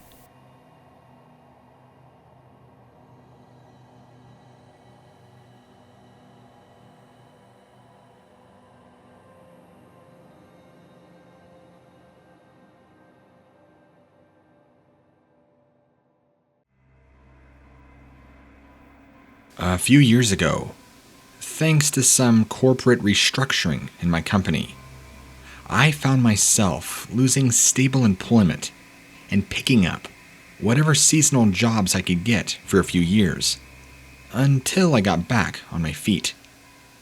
The only regular job I had during that time was driving a groomer at a large ski resort, way up high in the mountains. A friend of mine knew the operations manager there and was able to get me in, meaning that I did have a stable job from November to March every year, which did take away some stress. On top of that, I actually really enjoyed my time there. Well, except for one night in particular. What a lot of people don't realize about ski hills is just how steep they really are. I know that might seem obvious, especially on the double black diamond runs, but most people can comfortably ski or even walk on a much steeper slope than any vehicle can handle. You don't realize how difficult the terrain is until you try and get a 10-ton machine up there to try and groom it. For the really steep runs, we used what's called a winch cat. As you've probably guessed, it's a special snowcat with a winch mounted on top of it that can spin 360 degrees around. You'd find a less steep route to the top of the mountain, up one of the blue square or green circle runs. Then, once you are at the top, there would be an anchoring point that you would connect the winch cable to, and essentially repel the machine down the ski slope to groom it. Once you were at the bottom, you'd winch yourself back up and repeat the entire process until the hill was finished, at which point you'd go back up, unhook the winch cable, and then drive back down the less steep runs. It's pretty scary going over the crest of the hill the first few times, but eventually, you get used to the fact that you are attached to something that's stopping you from sliding down the hill, and you can turn off that part of your brain that's telling you not to do it. The scariest hill of all to groom, though, was a run called Thunder. It was extremely narrow, a double black diamond that pretty much went straight down and had a sharp bend at the bottom where you cut under the chairlift and rejoin the same people skiing on a nice, easy blue square run. It never took long to groom, since it was maybe 4 widths of the tiller wide.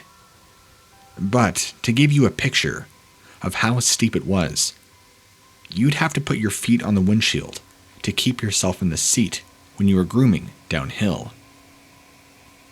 One night, when I was assigned to the run, the winch cat I decided to get Thunder out of the way first, since it's my least favorite run, and I wanted to get it over with before I got tired. It was snowing hard that night, so it was slow going, getting to the top, since I couldn't see all that well, and when I did finally get to the top of Thunder, it took me a solid 5 minutes of walking around outside to even find the winch anchor in the tree line. The first pass down went off without a hitch, and so did the first pass back up. However, it was slightly unnerving watching how much the 1-inch thick steel cable was swaying around in the wind. I took another pass down and turned around and began to ascend again, and got about 3/4 of the way up the hill before the machine began to slip on an icy path. I noticed the track starting to slip, so I gave the winch a bit more power, but it did nothing. The groomer stopped dead, with the tracks slowly spinning in place. I tried the winch again, but that didn't do anything. The cable also didn't seem to get any tighter. It just kept swinging around in the wind in front of me. I decided to back up and try again. So, I slowly put the machine into reverse and let the cable take a bit of the strain before releasing it again. Just when the cable went tight, it felt like the whole machine had fallen out from underneath me, and my brain didn't even process what was happening at first. This 10-ton tracked monster of a machine that's designed to climb the steepest of slopes was now sliding backwards down the hill incredibly quickly. When I finally came back to reality, I immediately remembered what they had said in training about getting turned around and using the blade as a brake. I mashed the track control levers in the opposite directions, spinning it around to face downhill, and drove the front blade into the ground as hard as I could. I lost a track in the process, since the sideways momentum of the machine in mid-spin derailed it from the idler wheels, and it was sucked under and went into the tiller on the back. Putting the blade down didn't seem to slow my descent at all. Had I only succeeded in bending several hydraulic cylinders, and now the tree line at the bottom of the hill before the turn was very fast approaching. With only one track, I also didn't have a whole lot of steering capabilities either, so I accepted what was about to happen and just hoped the windshield would stay in one piece when it did. First, I went through a line of snow fence meant to keep skiers out of the trees. Then, the blade hit a tree on the right-hand side and sent the machine spinning sideways into another much larger tree that brought the whole ride to a violent end and smashed out the driver's side window.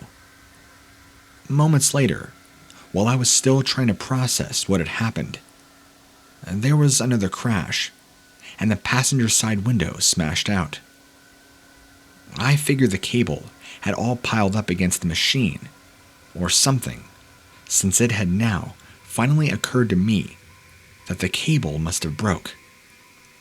I managed to climb out of the cab to assess the situation, and I was amazed I could even walk at that point. In fact, I was pretty much fine, other than a few bruises. It wasn't until the next day, when the snow had died down, and I was able to go up on a snowmobile, that I really got to see the full extent of the damage. The snowcat was pretty much destroyed, and it had almost taken the tree it had hit down as well. The most shocking thing for me, though, was what had caused this whole thing in the first place. The cable wasn't broken at all. The large 8-inch metal pipe that the winch anchors to had somehow broken free of the concrete that it sunk into and ripped its way out of the ground. The second crash I had heard the night before was the pipe hitting the remains of my snowcat after flying down the hill behind me. Needless to say, after that experience, I spent the rest of the winter on the less steep runs, where you don't need a winch cat. And after that season, I decided that enough was enough, and that this job was a bit too extreme for me. Plus, the night shifts were starting to get to me. Driving a snowcat is still something I'm proud to say I've done, and other than that, I did actually quite enjoy it. I know this one isn't one of the usual horror stories, but I firmly believe that I was close to death, and it scared me. I'm just extremely grateful that I got out of that situation alive.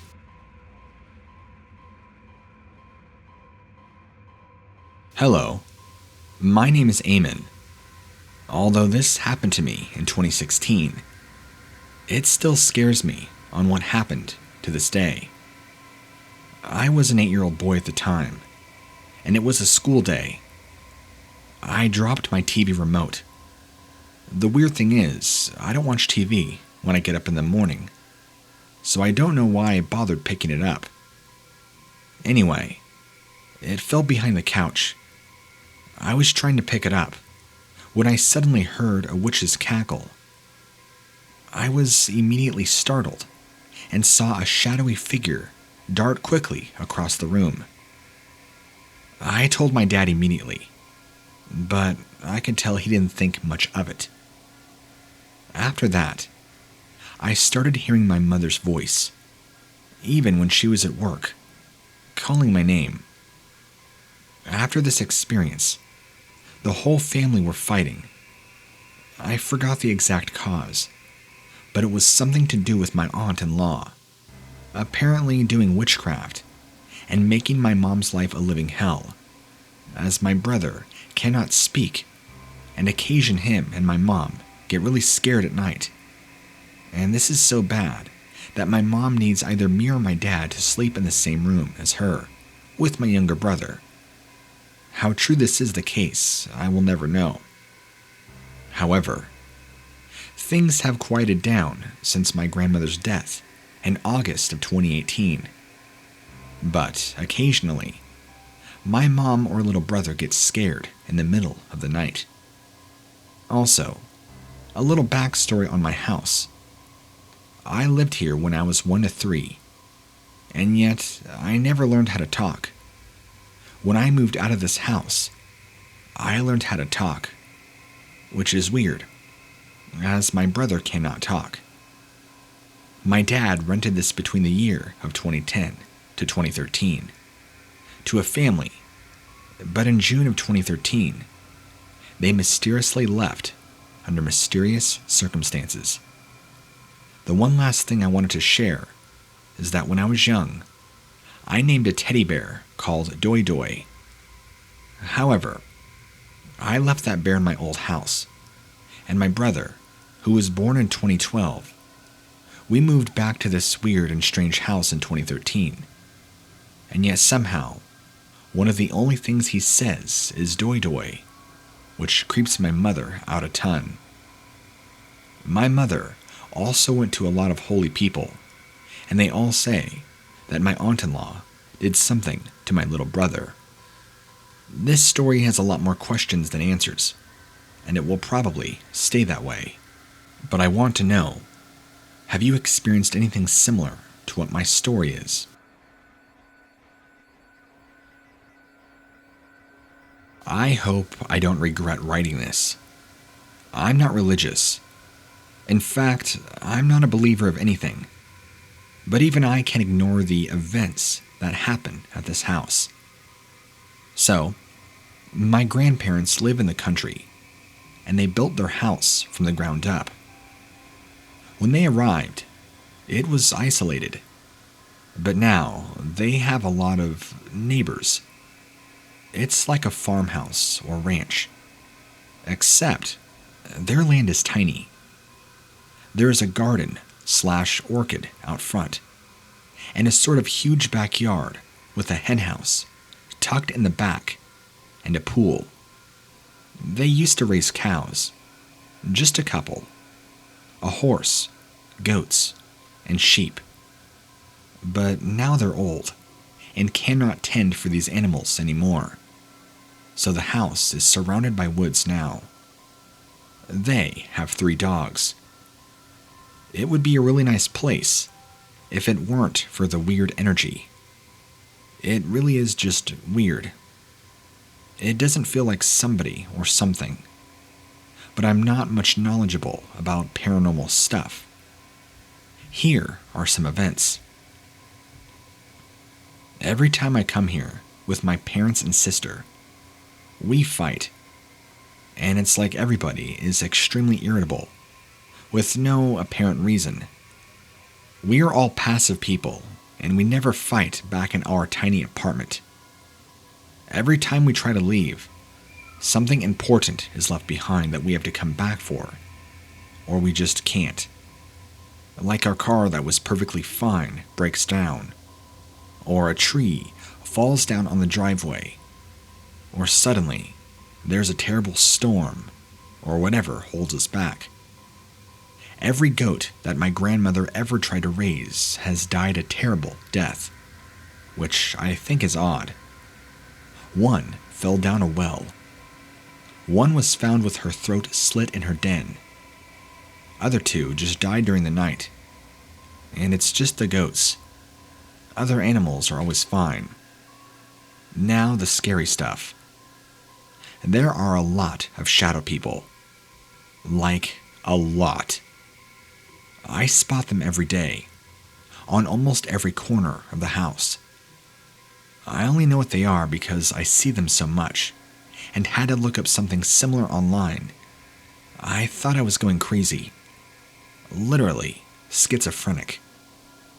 There is a shadow that lives in the room I sleep in, since I was a child, actually. There's an empty corner that's constantly shadowy, no matter what you do to the light. And on the days that we fight, he looks bigger and meaner. I have a 2-year-old son, and he always tries to run into the woods. One night, already during lockdown, when my parents had gone home to get some stuff, since we didn't know we'd have to move here for months. Lockdown started the day after we arrived. My baby just got out of bed and ran into the backyard, calling my father's name. I caught him right at the edge of the woods and heard a whistle that was exactly like the one my father uses to call us. So, that's all I can think of off the top of my head. My grandmother is friends with a sage of some sort, and she's always around to smoke and bless the house or something. I've never asked much about her, though. What are your thoughts?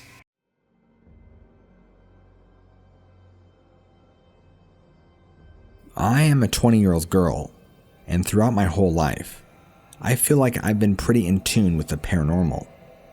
Admittedly, I have become slightly obsessed, not in the summoning demons way, but more of too much research and spending my free time and all day at work listening to podcasts. I have many stories to tell, but I figured I'd start with one that has been weighing on me for a while. I moved into a new place in December of 2017 with my roommate. We will call her Nikki. When we moved in, I felt a huge weight off my shoulders because for the first time ever, I didn't feel any presence in my home.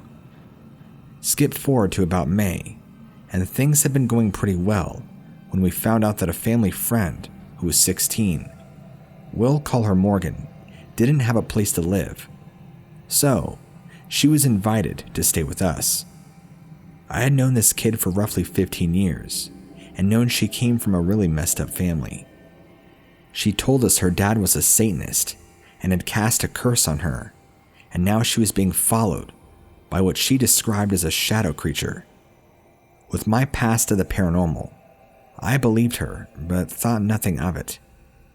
A few weeks had passed, and the little inconveniences had been happening, such as our coffee table being moved, or mail being scattered across the floor. We have cats, so I didn't think much of it, but it was pretty annoying. This kept happening, and then gradually started getting weirder and weirder like our entire bottle of laundry detergent being poured out under the dining room table, and the empty bottle being set in the middle of the puddle. At around the same time, both Morgan and Nikki started having issues with sleep paralysis. Nikki used to get it all the time when she was a kid, but hadn't in years. The strange thing was, even though they were separate experiences, both girls claimed to have seen the same thing. A child-sized black figure. The body was small, but the head was way too big, and the hands were very long, but they couldn't see any other features, just a black outline. Luckily, I didn't have sleep paralysis, and I never have in my life, so I mistakenly thought that it was safe. One night, I was home alone and was in a deep depressing mood. Everything in the house felt so heavy. I decided to take a nap on the couch. When I woke up, I couldn't breathe. It felt like somebody was pushing on my chest, so I sat up and the pressure was gone. It was then that I noticed the room was dark, like unnaturally dark. My TV was on, and the hall light was on, so there's no reason my little portion of the living room would be so dark. I decided to not think about it and turned the TV up, then started scrolling through my phone. A moment later, I felt a heavy footfall come out of the kitchen, directly up behind me. It sounded like a full-grown man. I thought someone had come into the house while I was asleep, because we always left the sliding glass door in the kitchen unlocked. Too afraid to turn around and look, I took out my phone and went on my Snapchat. I turned on the flash, and when I switched it to the front-facing camera, my screen went completely black, and my flash wouldn't work. So I drew the courage to turn around. I saw nothing, and instantly, the room was light again. I grabbed my keys and got the hell out of there until my roommate was off work. A couple of days had passed, and my roommate and I burned sage, oiled all the entrances, and told whatever was in the house that it was not welcome, and it had to leave. I thought that was the end of it. We didn't have any more things moved. Morgan had moved in with her brother, and the house seemed lighter, except Nikki was still experiencing sleep paralysis almost every night. Skip forward a couple weeks, and I was laying in bed with my 2 cats. It was about 3 in the morning, and I heard pots and pans being moved in the kitchen. My cats woke up and were growling, so I grabbed my gun and checked every corner of the house. Nikki was still sleeping, so I went back to my room thinking it could have been her and her cats since they like to hide in the cupboards. The second I shut the door, there were 3 loud bangs on it that made me jump so high, I fell back onto my bed. I yelled for the thing to go away. I didn't want it here, and it had to leave. What felt like minutes later, I opened the door and my older cat ran out and turned into the kitchen and screamed like she was hurt. I looked for her for an hour and could not find her. I went to bed crying. The next morning, I woke up and my cat was asleep to me, unharmed, and I went to wake up my roommate and told her about the night before. She explained that she had been awake when I got up and had also heard 3 bangs but was too afraid to get out of bed. We oiled again and brought in her mother who worked at the church, and she blessed the house. Not too long after Morgan's little brother moved in with me, and we didn't have anything happen after that. It makes me wonder if Morgan's dad really did curse her. He used to always tell his 3 daughters that they were mistakes, and he only intended to have his 2 sons. That would explain why after she moved in with his older brother, it didn't bother her anymore, and why when the younger brother came to stay with me, the problem went away. All I know is that whatever it was so negative. My depression had never been worse, and we were always arguing in that house. I'm just glad it's finally over.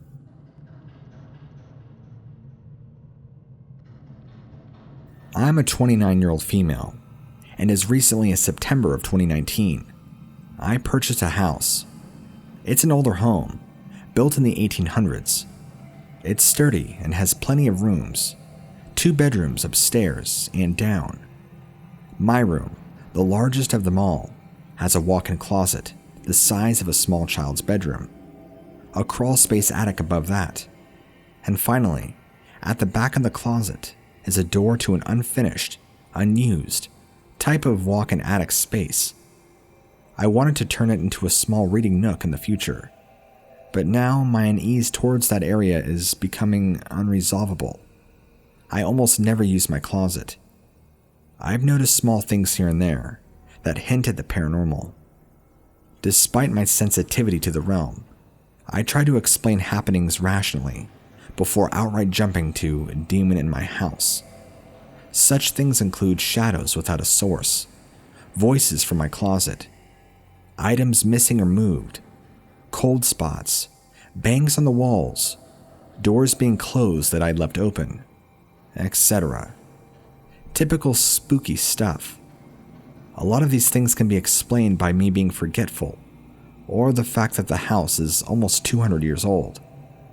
However, no touching until this morning. I'm a bartender, and my night ends at around 4 a.m. By the time I'm finished at work, get home, get ready, and into bed. I was laying in bed, sleep mask on, stories queued up and ready to sleep to. I turned out my light and settled in. I was still wide awake and just getting comfortable. I'm a left side sleeper, and I'm stretched into my favorite position. Legs stacked, right foot behind left, with the left inside of my foot touching the mattress. Imagine a very loose fetal position. So I'm comfortable, and suddenly, I feel the sensation of a finger press gently into the inside of my right foot, the one against the mattress, and travel from my arch to my heel and sink away. I tried not to panic. I kept my breathing steady, and I thought through every rational explanation I can come up with and rolled over. Similar position, opposite side. It didn't happen again, and I willed myself to sleep. As I mentioned before, I have seen and heard hints towards the paranormal, but only recently have things escalated. This touch wasn't the first occurrence of it letting me know.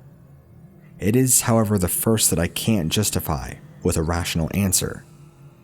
The first time was before the light in the hall had been installed, so there was no light to go by. I just had left my bathroom and stepped onto the landing of the stairs when I heard the shower door rattle and slide partially. My cat was steadily beside me, bouncing and chirping, because I was headed downstairs, and at the noise, she stopped and turned to the bathroom. As I put my foot out to take a step down, I heard the landing behind me creak and groan, as though weight was being put on it, heavier than mine, and painfully slow. I felt an agonizing sense of dread that somebody was towering over me in my small hallway. But I chose to ignore it, and just went down the stairs with my girly, eagerly racing heart. I rationalized it's an older home, and it croaks and groans, but I still called my boyfriend and explained what happened on my way to work. He has seen and felt things here too, and I think that's why he doesn't stay the night much anymore at all. I know it's because I started doing renovations to the house. I'm trying to return it to the glorious old house it once was, with very minimal modern flair. The electricians used the crawl space in my closet to install the fixture above my stairwell, and I believe that it woke something up. Something that's much more interested in me than I am in it.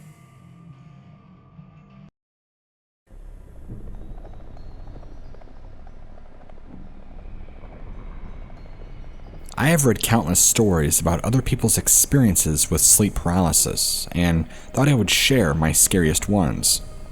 Everyone has heard of the shadow people. I've had an unknown black force pin me down in bed, suffocating me.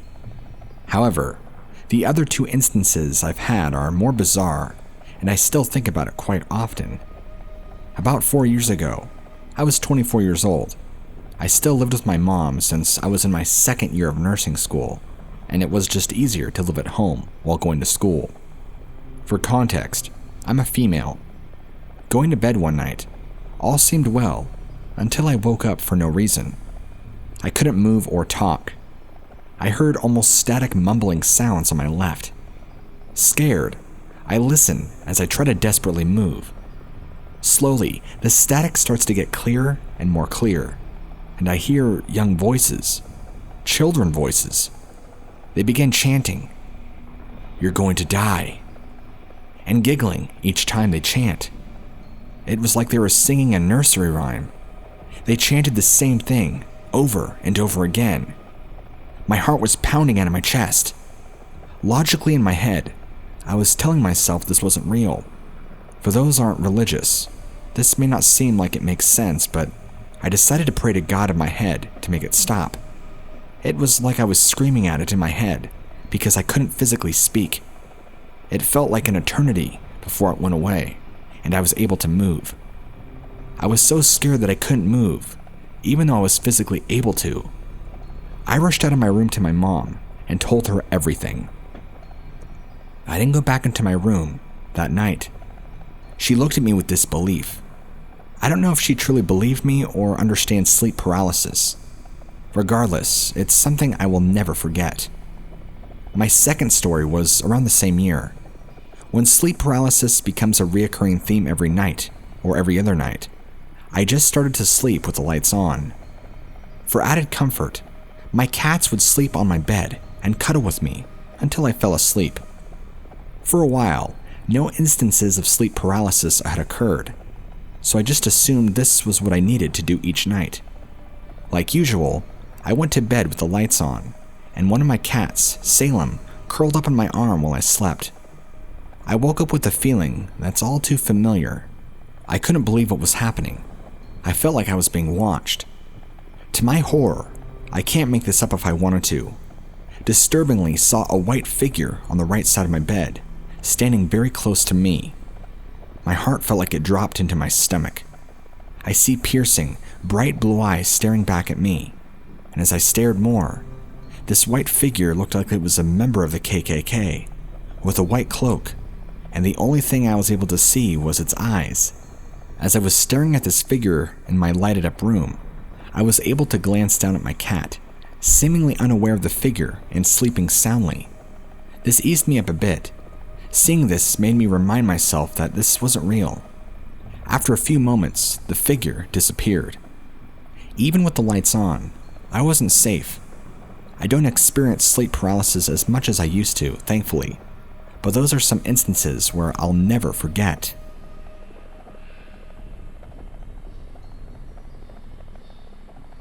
This happened back to me and my cousin, who I'll call Blake for this story, back in the fall of 2009. Our grandmother decided to let us stay the night over at her house, as she often did, because me and my cousin were really close, and she was the only relative that let us stay the night at her house. Now, her house was always creepy to us, and we always said that to our papa, who passed away about 6 years before this, was still in the house watching over us. Looking back, it really didn't make sense, but it helped us sleep at night. Anyway, that night, after rounds of junk food and Call of Duty, we decided that it was time for bed. Now, one thing we always did at my grandmother's house was sleep with the TV on. That will be relevant in a minute. As we lay in our beds, we heard a loud thud come from downstairs. My eyes shot open and looked towards the door. Now, the TV wasn't super quiet, but it wasn't super loud either. Not to mention, we were on the second floor of the house, so the fact that I had heard a big thud was worrying to me. I turned over and shook Blake to see if he was still awake. Turns out he had been awake for longer than me because he couldn't sleep, so he had heard the thud too. "What was that?" I asked. "I have no idea. You think we should check it out?" He had asked me. "Yeah, we need to make sure Mama is okay," I said. That was the one mistake that possibly led to what happened afterwards. We both got up and slowly approached the door. I turned the knob and opened the door. We stepped outside onto the landing. I started to turn and walk down the stairs when Blake stopped me. I turned and he seemed like he was listening for something. Then another loud thud came from downstairs. So, being the idiots we were, we didn't think about it being an intruder. so we thought it was a ghost. I was really into ghost hunters and shows like that at the time, so I pulled out my sister's old Razor flip phone and started to record us asking questions. "Is there someone here with us?" I asked. No response. "Papa, is that you?" Blake asked. Just then, a huge crash could be heard, like something made out of glass had hit the floor. We scrambled into the bedroom. Once we were both inside, I slammed the door shut. I breathed a sigh of relief until I heard what sounded like somebody going through the drawer on the nightstand. I turned and looked at Blake. He was paralyzed, staring towards his side of the bed. The nightstand drawer was open. Again, following what I had done before, I pulled up the thermal filter on the camera of my phone. What I saw turned my blood to ice. A shadowy humanoid figure was bent over and was digging through the drawer. My cousin had snapped out of his trance and looked over at the phone. He gasped. Then the thing jerked its head to look at us. It knew it was caught. It then stood up straight and then turned to face us. I was about ready to poop myself at this point, and I just knew this thing was going to kill us both, and nobody would know what had happened. But then something weird happened. It disappeared, almost like it was blinked out of existence. I wasted no time. I tore open the door and practically flew down the stairs. I ran into the spare bedroom, downstairs, and turned to see if Blake followed me. Thankfully, he wasn't too far behind. Once we were both inside, I slammed the door and locked it. "What was that thing?" Blake had asked me. "I don't know, but I'm not going to sleep. I don't want that thing to sneak up on us." And we didn't. We stayed up watching these old sitcoms that networks would play in the early morning until we saw sunlight peeking through the blinds in the room. We both then passed out. When we woke up, our grandmother had asked us what we were doing last night because all she heard was banging all night long. Both of our faces drained of color. We didn't want to tell her what we saw, so we just said we couldn't sleep and stayed up most of the night. I wish that was the end, but one more terrifying event would unfold. We got my phone to go back and check the recording we had. You could hear me ask my question, and we heard no response. But when Blake asked his question, he got an answer. About 5 seconds after he asked if our papa was there with us, he heard a harsh whisper say, "Yes." A few weeks later, my sister and our cousin Lee were sleeping upstairs in the dead of night, when all of a sudden, she was awoken by what sounded like a deck of cards being shuffled, but somehow she managed to fall back asleep. Not even an hour later, Lee was awoken by a blood-curdling scream coming from the corner of the room. She then woke my sister up, and they ran downstairs to sleep on the couch. She said it like came from a woman, then reluctantly told her what me and Blake encountered a couple years before. She looked at me in shock. That was the last creepy thing to ever happen to us in that house, because as life went on, we started going to her house a lot less and less. It got to the point where all of us had forgotten about all these things that had happened. I brought it up a few years later, and it still sent shivers down my cousin's spine. A new family bought the house after my grandma passed away just a couple of years ago, so I only pray that whatever is in that house is gone now. I found out a few years later that what we saw was a shadow person. I don't know why it was at that house or what it was looking for, but it sends shivers down my spine to know that whatever was up there could have been watching us while we slept. I am no stranger to sleep paralysis. I have suffered it from childhood. I will be the first to admit that I did not understand it. I honestly believe during that time I was somewhere between life and death. Trying to explain it to my parents, who equally did not understand it, I was afraid to talk about it after the initial talk with my parents, as I did not want to appear crazy. It was not until I went to school to be an RN that I understood it. Yet, I will also admit, I never saw anything. Not demons, not shadow people, not even lucid dreaming. It just became a part of my life I accepted. Until now. I have many families scattered throughout the States as well as Ireland. I travel between the two. Last night, however, something changed. I flew from County Kerry, spent a couple of nights in New York City before traveling to a small town in Missouri to visit a beloved uncle.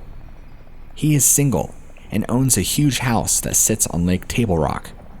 When I say huge, I mean huge. Several bedrooms that each hold a bath, as well as a separate bathroom. It should be turned into a bed and breakfast. He gave me the choice of rooms, and I chose one overlooking the lake, as opposed to one overlooking the gardens, as it is currently wintertime. My uncle, who owns this little 4.5 kilogram dog that yaps at its own shadow. For reference, I'm not a pet person. I own a dog that I love, yet I tolerate other people's pets. So naturally, for the most part, ignore this tiny dog. I tucked into bed, wondering if I could acclimate to the time change. I promise I closed the door to my room. I woke up to this tiny dog on my chest, yapping. Come on, a tiny dog yaps, not barks, and looking at the door. I realized I was in sleep paralysis. My first thought was not what the dog may have been yapping at, just that he was. My second thought was, I closed my door. How did he get in? I was able to turn my head towards the door. Anyone who has suffered sleep paralysis knows what a feat is, yet I still could not turn my body. Then I saw it, him, whatever, the shadow man. He took up the entire door frame. Was my first or second reaction fear? No. I was still wondering why the door was open. I thought to myself, alright, I am obviously in sleep paralysis. Usually when this happens, I just tell myself there's nothing else to do but go back to sleep. Or I can try and figure this out. So I looked at him. He was nothing but shadow, yet I had the feeling I was looking in his eyes as he was looking in mine. All the time this dog was yapping. I got the feeling he wanted to cause terror and fear in me. Yet as we looked at each other, I was curious about him. I felt his malice change to one of curiosity himself. He did not understand why I was not afraid. He was just as curious about me as I was him. All at once, the hall light went on. He disappeared. I heard my uncle say to his dog, "Stop barking at." The dog left me at this point and went with my uncle. I was released from the paralysis and walked over to my door and locked it. You may wonder how I could do this so nonchalantly and wrap myself in my blankets and fall right back to sleep. I can only say it was my rational and analytical mind. Surely such things do not happen, right? The next morning, my uncle made a delicious breakfast. See why I said this house should be a bed and breakfast. I was not getting to talk about the night's events before, until my uncle said, "You saw the shadow man, did you not?" For the first time. I was at a loss for words.